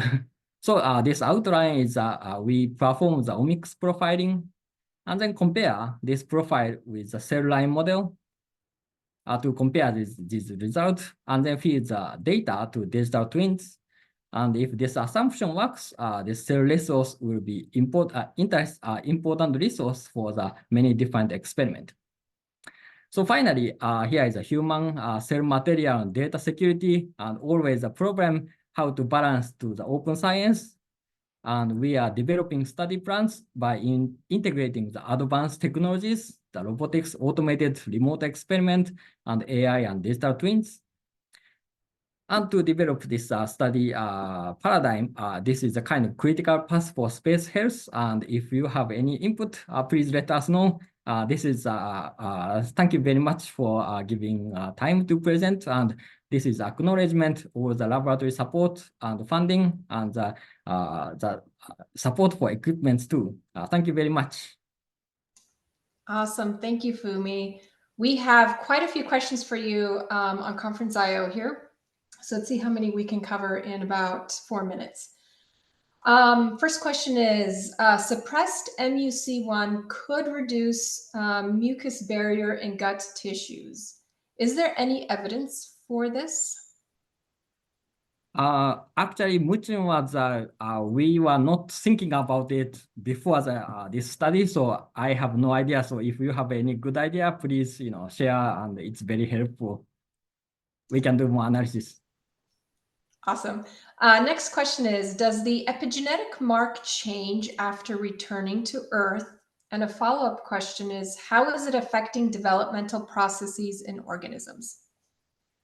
So about the process in impact, we don't know. This is just observation in a human. And for epigenetic mark, we did the DNA methylation analysis for the cell-free, the component of the plasma DNA, and it showed some very similar profile to the blood cell-free RNA profile. So for the detail, we are going to share more data. All right, perfect. We got a time for some more here. Next question is, the mitochondrial DNA plots look very similar to the first ctDNA analysis from Bezdon et al. At the Mason Lab. From the NASA twin study. Are there any more similarities with the NASA twin study? Well, the time course is we have only like a bit earlier time point, but otherwise it's quite similar time course or like relatively long ISS space flight. So it is great we could reproduce twins data, I think. All right. Next few questions is it possible to create organoids based on iPS cells to study further? Yes, on the ground, normal other type area of the biomedical study, there are many organoid models derived from iPS cells. So technologically, this is feasible, and it's new for the space astronaut. Awesome. Let's do one more question here. Hi, Fumi. Are you considering that mitochondria may undergo bottleneck selection, favoring those that can survive the process of iPSC generation? And follow-up question is, how could you address this adaptation in future results? It is a very excellent question, and to try to find out this type of question, cell-based model is a very useful, I think. There was no genetic particular like a variety about the mitochondria DNA, like a certain type of heteroplasmy or homoplasmy type things are not particularly seen. Wonderful, Fumi. We are at time here. I really appreciate you joining. I know it's 3 o'clock in the morning for you in Japan. So thank you from the bottom of my heart for being here. Thank you very much. All right. So our next speaker is Paula Castaño from the University of Exeter. And Paula, if you're on. Yes. Perfect. Okay. Go ahead. Thank you very much for having me. So yeah, the theme for this analysis working group symposium is Bridging Space Biology and Advanced Technologies. And I'm going to share some sociological insights on one kind of bridging that is crucial to hold it all together: the communities of experts who work around the open science data repository in the analysis working groups. The repositories that make up OSDR could have remained simply as data archives, fulfilling the federal mandate for open science. PIs could have complied with the requirement to deposit their data, and their story could have ended there. However, from 2018, GeneLab implemented the analysis working groups.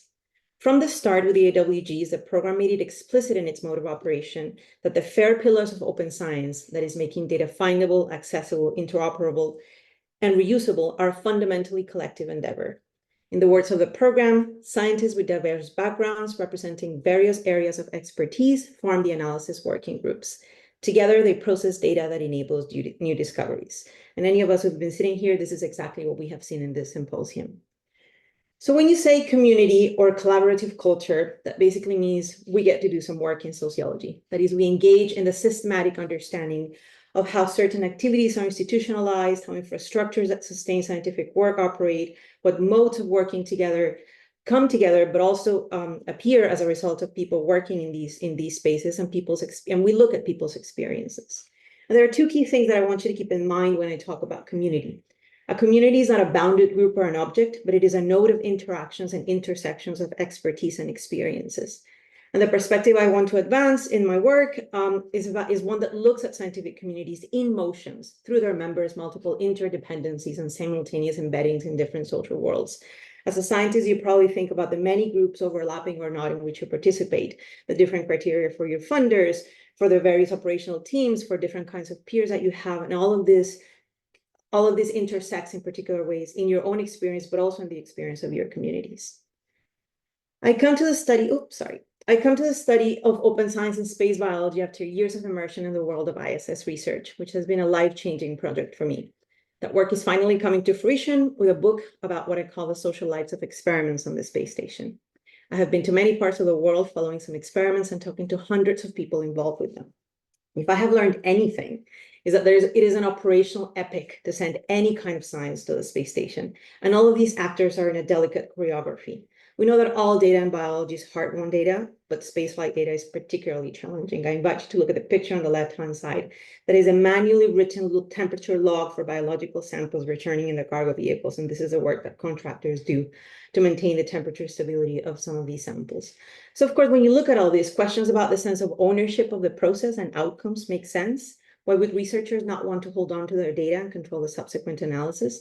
So this was very much on my mind as I started this research about open science.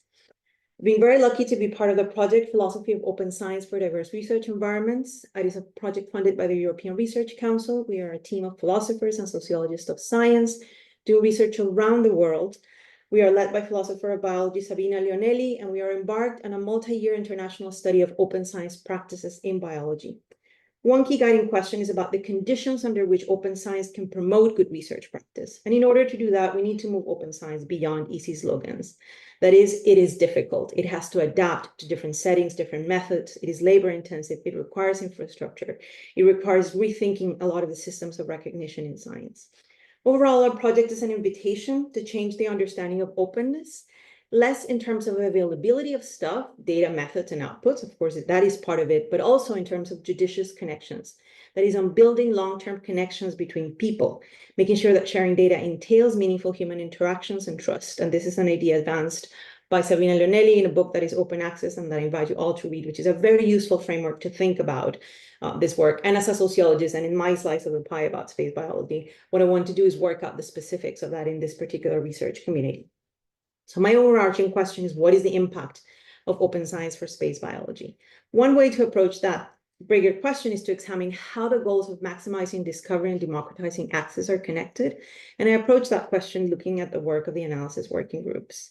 The evidential value of OSDR's data, again, hard-won, complex data, depends on the combined work and expertise of the curation teams and the analysis working groups.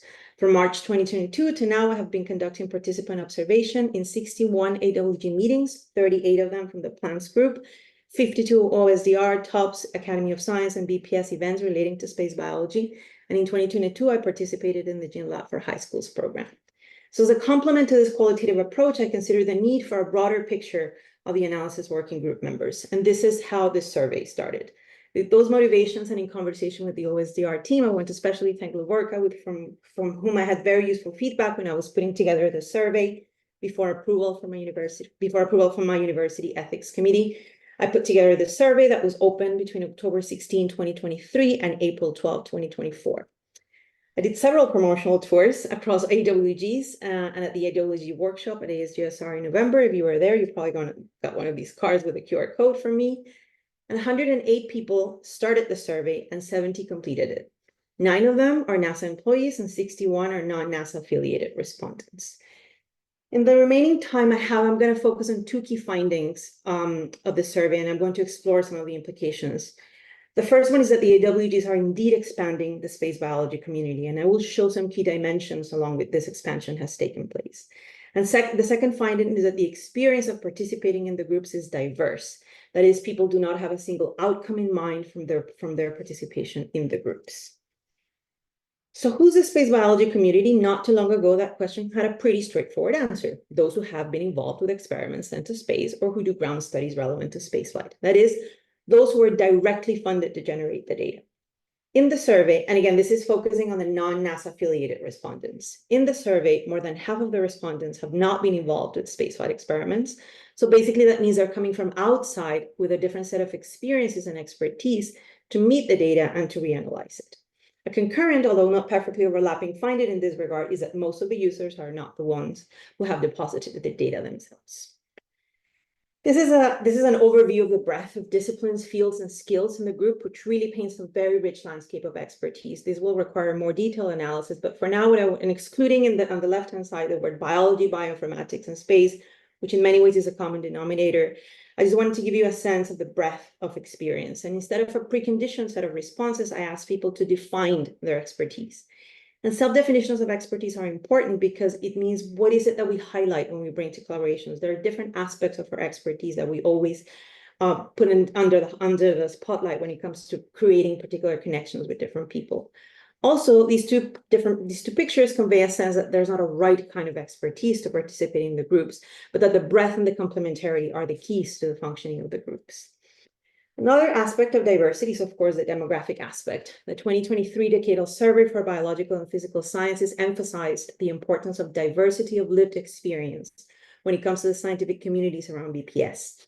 And lived experience is multidimensional. One of those dimensions is age. And from the responses, we see that this is a relatively young community, also with some senior people who are actively participating in the group. In the case of career stage, this is also the case where you see a majority of postdoctoral researchers participating in the group, but also with more senior colleagues. In terms of gender, it is estimated in the United States, according to the National Science Foundation report on women in STEM, that people who identify as women make up 35% of the workforce. So this is just a snapshot, again, thinking about the 61 people who responded, but looking at the leadership and the groups, and having been embedded in this work for quite some time, this is potentially a fair estimate of the gender distribution of the analysis working groups. Regarding ethnicities, the categories offered in the survey were broadly based on those used in census in the United States and the UK, but I also allowed people to add the ethnic category that best suited them. And what we have here is that more than half of the respondents are from not white backgrounds, ethnic backgrounds, or self-identified in that way. Regarding the country of work of members of the community, half of them, again, or in this case, almost half of them, work from the United States, but the rest work in all the countries highlighted in these groups. And this is, of course, the case when you actually participate in the group's meetings. Now I want to move on to the diverse experiences of participation in the group. Slightly more than half of the respondents have not been co-authors in peer-reviewed publications resulting from their work in the analysis working group. And what I'm inviting here is not to read this in terms of a standpoint of deficit, but instead of diversity of aims. People participate in the groups with different motivations and outcomes in mind.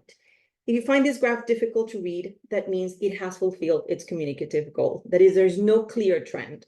And there's a diversity of motivations for people when asking to rank them. And perhaps, of course, the one that had more consensus was answering fundamental space biology questions, but you see all these various motivations that bring people to the analysis working groups. Even simply staying updated with NASA space biology or acquiring skills. There's a variety of motivations that bring people to the groups. Excluding co-authorship in this question, I asked people in which activities they had collaborated with members of their AWGs, and feedback on this is not respondents, but responses, because people could answer more than one option. But the fact that people provide feedback on each other's work means that there's a sense of collegiality and trust in the groups. You know, the groups had a lot of activity around the decadal survey white papers, which means that they also provide a venue for people to have long-term discussions about the future of the field. I also asked respondents to evaluate some aspects of their analysis working groups. And as you see, the overwhelming majority had a very positive evaluation of their groups regarding integration of expertise, gaining new insights from the data, involving students, keeping a core membership, publishing papers, reanalyzing the data, seeking support from the OSDR team, and all these various other aspects that are part of the key activities of the group. The end of the survey had 3 open-ended questions that would require a bit of a deeper conversation, but I also want to thank everybody who took the time to really engage carefully with those answers, and I hope to share more insights from that analysis later on. So now I just want to briefly move to the implications for the survey from the survey's findings. Thanks to OSDR, the space biology community, now it's also an international and diverse network of scientists who meet the data and reinterrogate them from different kinds of expertise and lived experiences. And this poses both a sense of possibility, but also challenges when it comes to the sustainability of the space biological community, a key concern that was very much present in the decadal survey published last year. Bringing people together from different backgrounds, from different uses, puts also more pressures when it comes to funding, when it comes to discussing funding streams, when it comes to discussing ways of thinking about data, politics of authorship, even ideas about the future of space exploration. So this is definitely a key, interesting aspect in which the expansion of the community comes with a very important realm of possibilities of skills, but also with challenges that ought to be acknowledged and are acknowledged by the members of the groups. Second, the diversity of modes of participation and engagement with the groups means that there is not a single type of outcome, but a sustained interaction with different aims for members. And this finding has implications for the metrics to assess the work of the groups. While the program has rightfully highlighted, as Sivan did earlier today, that the groups have multiplied the knowledge produced by experiment, measuring return on investment in terms of publications, all these different dimensions of the groups that I showed are not necessarily captured by those numbers. There's a thicker fabric that binds these groups together and that deserves a place in their assessment. Hopefully, this characterization of the groups as an ongoing process in my own research can improve the understanding of the resources involved in the advantages of the AWGs in the long term. This is also relevant more broadly because the AWG experience represents a unique and significant set of best practices for space biology and for global studies of open science. There's nothing like what you have going on here elsewhere. And this is why it's so interesting to study, so important, again, for a number of people to study this systematically. So returning to the theme of bridging space biology and advanced technologies, there are many things that space biology is trying to bridge together, epistemically, institutionally, ethically. So there are many bridges. In the case of the AWGs, it is worth acknowledging the infrastructure. And as all infrastructures, when they work, they can become quite invisible. It's only when they break that we think about them. But it is important to understand that this work is sustained by the policy frameworks and institutional setups for open science, by members of the OSDR team reading long documents, having discussions at the SMD level, trying to figure out these policies. This also relies on the expertise of the teams of curators, many of whom have direct experience conducting spaceflight experiments, which is really important for the quality of the metadata for the curation work on which the repository resides, and also the work of the communication team keeping us all together. There are also the computational infrastructure, the work of programmers and bioinformaticians. So all of this sustains the work of the AWGs in their ever expansive and diverse modes of engagement.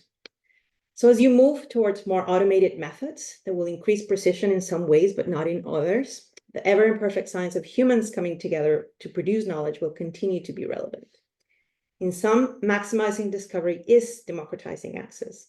And the long-term goal of increasing integration across different types of data within and across species and enabling the AI readiness of data will require sustaining the collaborative work of this network of experts. And with that, I want to thank the OSDR team for being so welcoming and so supportive for this research. I want to thank the ever expansive AWG community, particularly the plants group, who has been also particularly welcome for other dimensions of this work, the leads of the multi-omics and animals group, and each person who responded to the survey. I finally want to acknowledge our funding from the European Research Council and my team members at the University of Exeter. And I look forward to taking your questions. Thank you so much, Paula. That was an amazing presentation. I love seeing all the different categories. And we do have a couple of questions for you here. So first one is, in your survey results, are there approaches from the OSDR AWGs that you think would help other communities set up similar groups? Yeah, that was not something that I directly asked, but it is definitely a long-term outcome to have some kind of like more specific and more kind of systematic catalog of best practices which have been implemented in the group. And sometimes as you do the everyday work and you are busy with lots of things, you take that for granted. This is why, in a way, why the external eye that I hope to bring to this conversation will allow to have a more systematic account of what can be exported to other groups, and also what is very particular about the nature of space biological data and the challenges that you have with that kind of data. Perfect. We have a couple more questions for you here. Do you plan to publish the results from your survey? Of course. The idea, this is going to go in stages. So the first idea is going to be a report that is going to be public. And as all data from OSDR is never left uninterrogated, so it will be, of course, openly available to the community. But I also hope to have more focused discussions on some results where I think this will benefit the whole community. And I also will invite people, and this will be on an email later when I share the report, to actually do a more systematic analysis to publish a paper. We're thinking about, there are international journals that look at open science practices, and I think the experience of these groups definitely deserves to be analyzed for any of those characteristics. So yeah, there will be a report, and there will be hopefully a paper. Awesome. And one last question here, I think. Actually, there's a couple more questions for you, but you may have already covered this, but have you noticed any key gaps within the AWG community that you believe OSDR may be able to address?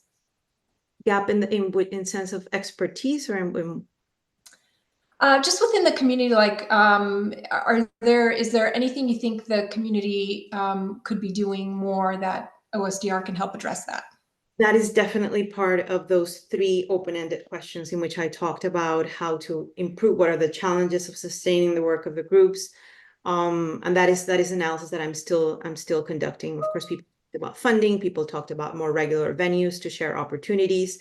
And these are things, this will go, of course, in the form of feedback to the program as part of the report. But this is definitely something that is part of people's considerations as they very generously answered those final open-ended questions, which I was very happy when that happened, because as you can imagine, it was a long, people are very busy, but it really, in a way, that also is data in the sense that it shows the fact that people are engaged, that people care about the sustainability of these groups. care about what they've done here and about the community that they've created.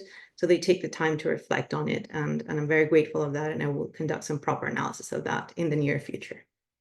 Amazing. Looking forward to seeing that. We have a couple more minutes here. Let's see. What insights from the aerospace medical community would you highlight from your survey? In the case, I think NASA and the HRP program and BPS, I mean, they've had a more fluid dialogue in the recent past and, recent time. The HRP has those risks and has those kind of very clearly identified gaps, which in a way has all research has to answer those aspects. There's, that the more open-ended questions in some senses are left aside, but I think is important to maybe think about a map of that sort, particularly thinking about the repository of the particular gaps that will map onto certain questions that in the terminology of the decade will need to be retired. I don't know if scientific questions are ever retired, but there will be questions that need to have at least some endpoints when it comes to moving forward. And I think that is something that, at least in terms of the infrastructure, could be incorporated here, at least from the experience I've had understanding the NASA's human research program. Amazing. And one more last question here is, how do you think we can use your insights to improve funding for space biology? That's a huge question. And I think it has to be a conversation precisely between the the members of the analysis working groups and the management. Because usually funding people talk, of course, about the lack of funding, but then funding also comes with institutional infrastructures. And you need to think, I think, perhaps about the institutional infrastructures first and then about the funding. But yeah, this is something that definitely came up in the answers in the survey. And I don't think I will have all the answers, but I will at least provide some framework for the conversation with the insights that I gained from the survey. Amazing. Thank you so much. You had a lot of wonderful insights for us. Great presentation, Paula. Thank you. All right. And we have our last speaker for this 20-minute session, and that is Kirill Grigorev. He is from Blue Marble Space and works for NASA OSDR. So Kirill, if you don't mind turning on your audio and video, please. Hi, yes. Thank you for having me. Can you hear me? Can you see me? We sure can. Fantastic. Let me just start sharing my screen. And can you see my screen? Not quite yet. There we go. Yes. Okay. Yeah. I've been hit with these pop-ups saying I have low bandwidth, so I apologize in advance for this. So I'm gonna have exactly one slide, and the rest of this is gonna be in quite a daring move. It's gonna be a live presentation. My name is Kirill Grigorev. I work on developing RadLab, which is a fairly recent addition under the umbrella of OSDR. It's a database of biologically relevant radiation data and a platform built on top of this database. And the goal is to bring all radiation data together under one roof and provide free and straightforward access to it. In the nearest future, allowing to integrate this with GeneLab data and other data in OSDR, and thus enabling cross-platform and cross-technology analyses, combining biological data, radiation readings, and so on. And we're working with multiple data providers and collaborators that have committed to providing us these data for free access. So think of it as in a sense, what GeneLab is to biological data, that's what RadLab is trying to be for radiation data. The core of this project is the database, but of course, just showing you tables would not be very interesting or productive. So my demo will focus on the visualizations that we built on top of it. And while we do provide an API that allows you to hook up directly to the database, the UI that you might be already seeing on the screen right now is meant to let you explore and guide you through the data to the exact data set of your interest. So the landing page provides an overview of currently available data. So far, actually, hold on, I just left a letter in there. There's actually more data. So far, agreements have been made with a bunch of data providers, and we've processed some of the data, but we are in the process of actively procuring more. As you can see, some of these data is kind of like patchy, but that is being changed as we move along. The landing page just basically gives you an overview of the data that we have right now, with the time span at the bottom and all the different detectors in different modules of the ISS and potentially other spacecraft that are currently present in the database. And since this could be useful both for space biology researchers as well as radiation researchers, we've been actually working as much on data acquisition as on metadata acquisition. And obviously, a lot of the effort has been spent on building the infrastructure that supports all of this diverse data.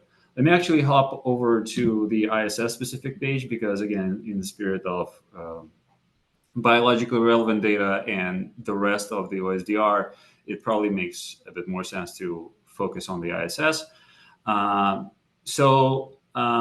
Every data set in RadLab is provided with the information on location, etc.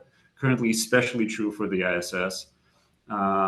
So, for example, in this UI, you are able to query for, search for specific, first of all, specific time regions of interest. You can select them like this, or you can select them through just like inputting a start date and an end date, as well as based on the module of the ISS that you might be interested in, or the instrument family that you're interested in, as well as measurements, because we're tracking different types of measurements. Most commonly is the absorbed dose rate, which is kind of the go-to reading that you might need as a biological researcher, but as well as dose equivalent rate, which is something that is already converted from a more physical reading into what we expect this to translate into a dose that is absorbed by an organism, as well as flux, which is a more technical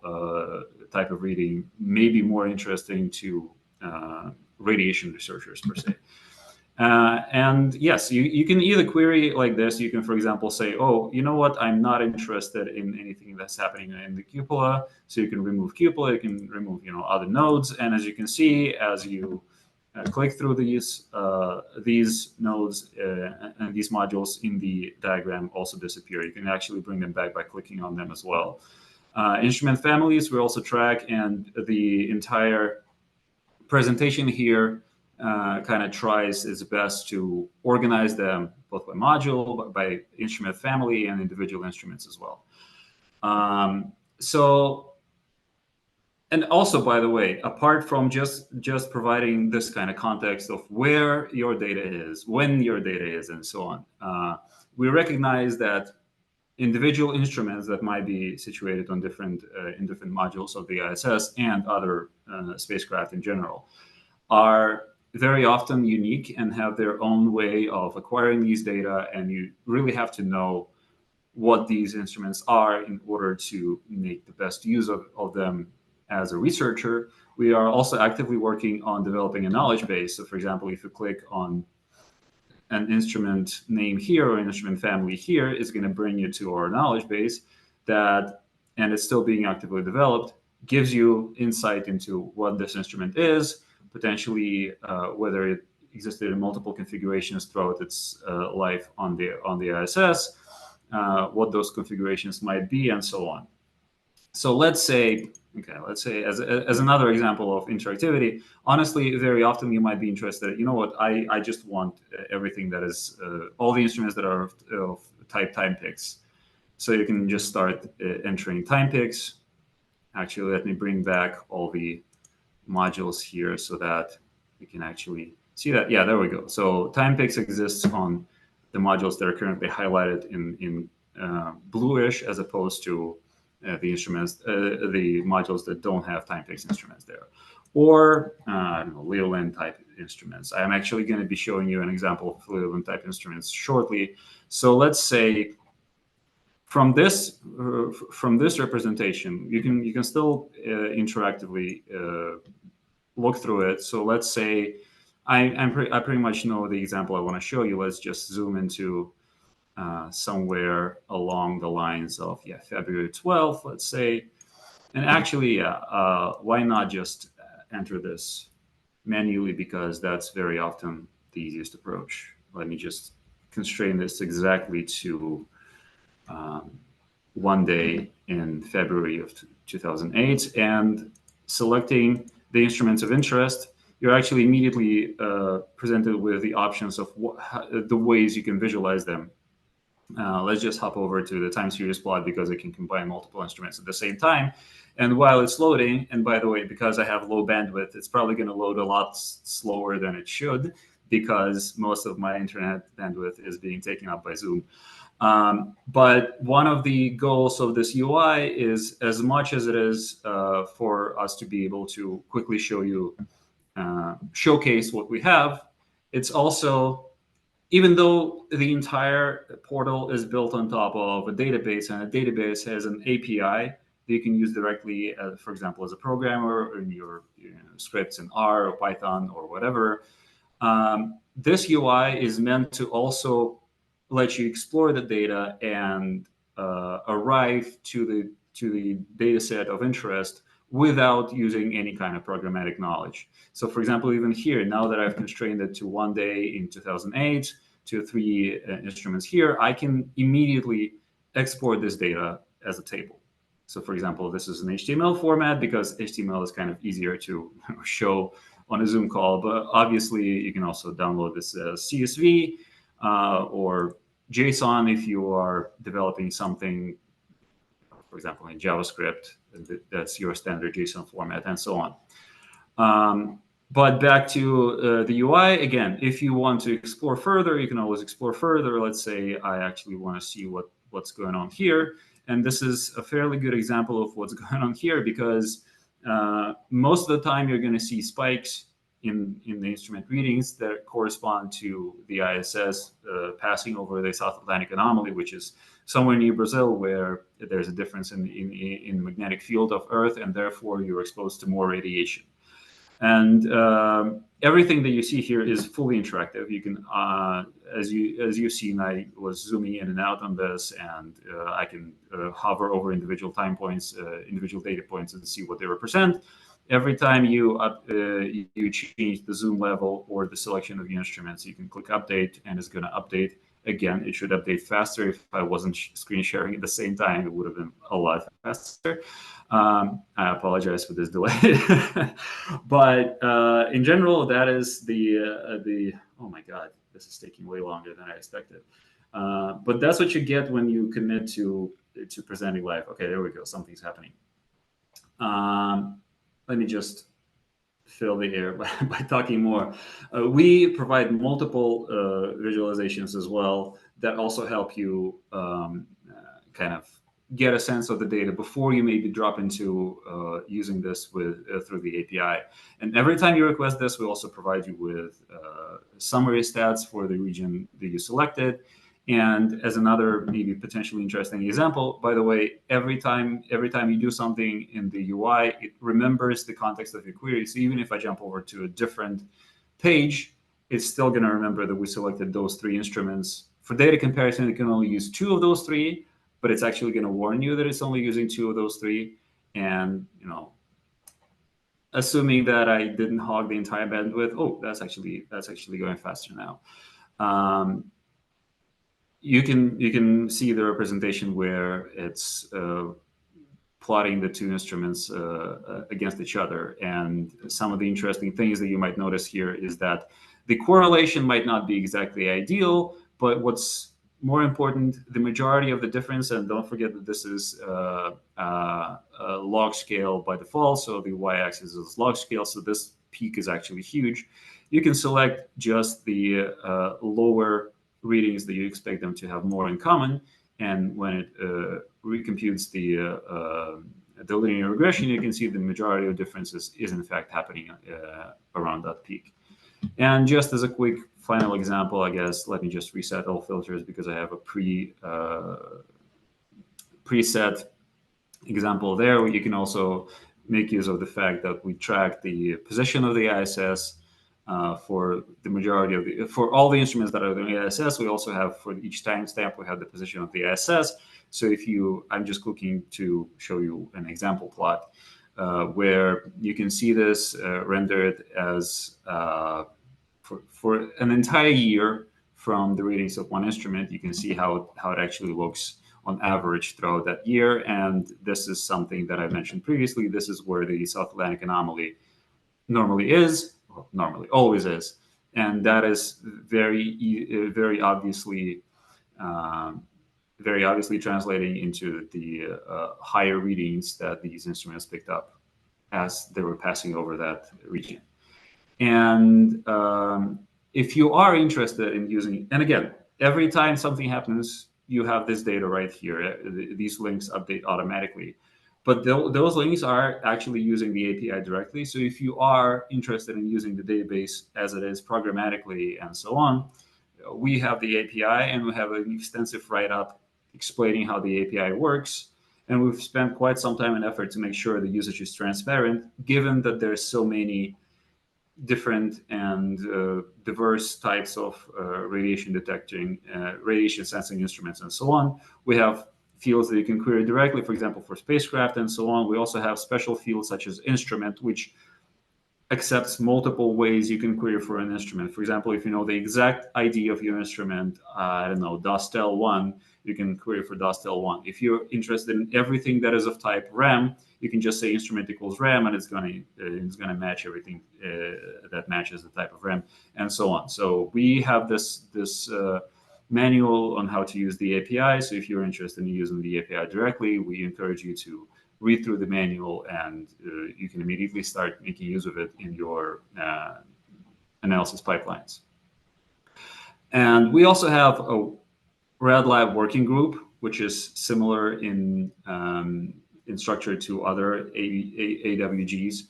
And the goal of this working group is to work to acquire even more data, and what's potentially equally as important, given the diversity of the instruments that we're dealing with, and almost an unprecedented situation where we're bringing these instruments together under one roof, is to develop standards for normalization of data across these diverse types of instruments, and to establish processes and pipelines for use of these radiation data in space biology research, which goes back to what I started with, which was integrating these data with gene lab data and other OSDR data sets, and enabling analyses that combine radiation data, biological data, what have you data together. So this is also one of the focuses of the RadLab working group. Thank you. That sounds exactly like the start of Omen by The Prodigy, by the way. So yeah, and yeah, if you are interested in what I just described about the working group, please reach out to us. We'll be happy to talk to you about this and work together. And as a final note, everything that I've been showing so far is actually slightly a sneak peek preview of the version of the RadLab that's going to come out fairly soon. But right now, I can still, after I stop screen sharing, I can drop the link to the actual webpage for RadLab. Probably in the nearest future, you're going to see it looking very different because it's a previous version. But this version is coming out in the very recent future. I think that is it. I'm surprisingly on time, and I'll be happy to answer your questions. And once again, thank you for having me. Awesome. Thank you, Kirill. We've got quite a few questions for you here on Conference.io. So the first question has multiple questions. So let's see how we go. Is there a gold standard regarding absorbed dose on the ISS? That's question one. And why are there such big differences between different detectors on board? And does that mean the dose reported for OSDR missions is highly inaccurate? Oh, I like all three questions. The third question is okay. So speaking of the gold standard, one of the goals of Red Lab is to make sure that we understand what the gold standard is. So part of it is developing processes to ensure that what we are, in a way, yes, to develop a standard for this. The different instruments report different readings because of the differences in their technology, and that's the reason that we're building up the knowledge base that provides, apart from the metadata that is kind of standardized, where you can just say, oh, module is this, spacecraft is this. We have a more free form. Again, I'm just going to keep clicking on Althea because that's a good example, that provides you with more information on how this instrument responds to actually, particles hitting it. And to answer your third question, definitely. So a major reason for the readings being different is because the instruments very often are unique, but also to a large extent, it's due to where the instruments are on the ISS. And to the best of my knowledge, the way the radiation data, absorbed radiation doses reported on the SDR is based on the detector that is closest to the payload. So potentially in the future, there might be different approaches to figuring out the exact absorbed radiation dose that is at a particular position in the ISS. But as far as the best approximation, it is done based on spatial distance, basically, from the payload to the detector. All right, next question here is, are you planning to use RadLab to summarize the radiation dose for any given mission on OSDR? If yes, how and when? That is one of the bigger goals to achieve the ability to do this. Yes, definitely. I would not be able to give you like an exact time estimate when this is going to happen, but one of the benefits of having these data and eventually even more data is being able to perform these tasks. So yeah. All right. One question here is if you published on RadLab and if you have any resources for that, if you could perhaps put that in the chat, that would be great. Okay, I will do that. So far, I believe it's been mostly conference proceedings, but yeah. And in the last minute we have here, one quick question. Does RadLab categorize types of radiation, or is it only ionizing radiation that is detected or measured? The way we approach this right now, for each detector that we have, for each data set that we have, we go with the unit that is defined by the researcher who provided these data. And definitely different detectors. Some of the detectors might even have, in spirit, roughly the same nature of data that they represent, but they might have different sensitivity to different types of particles and so on. And all of that information, all of that might mean that the detectors are responding, differently, and the readings might be different in nature slightly, but that information goes into the knowledge base.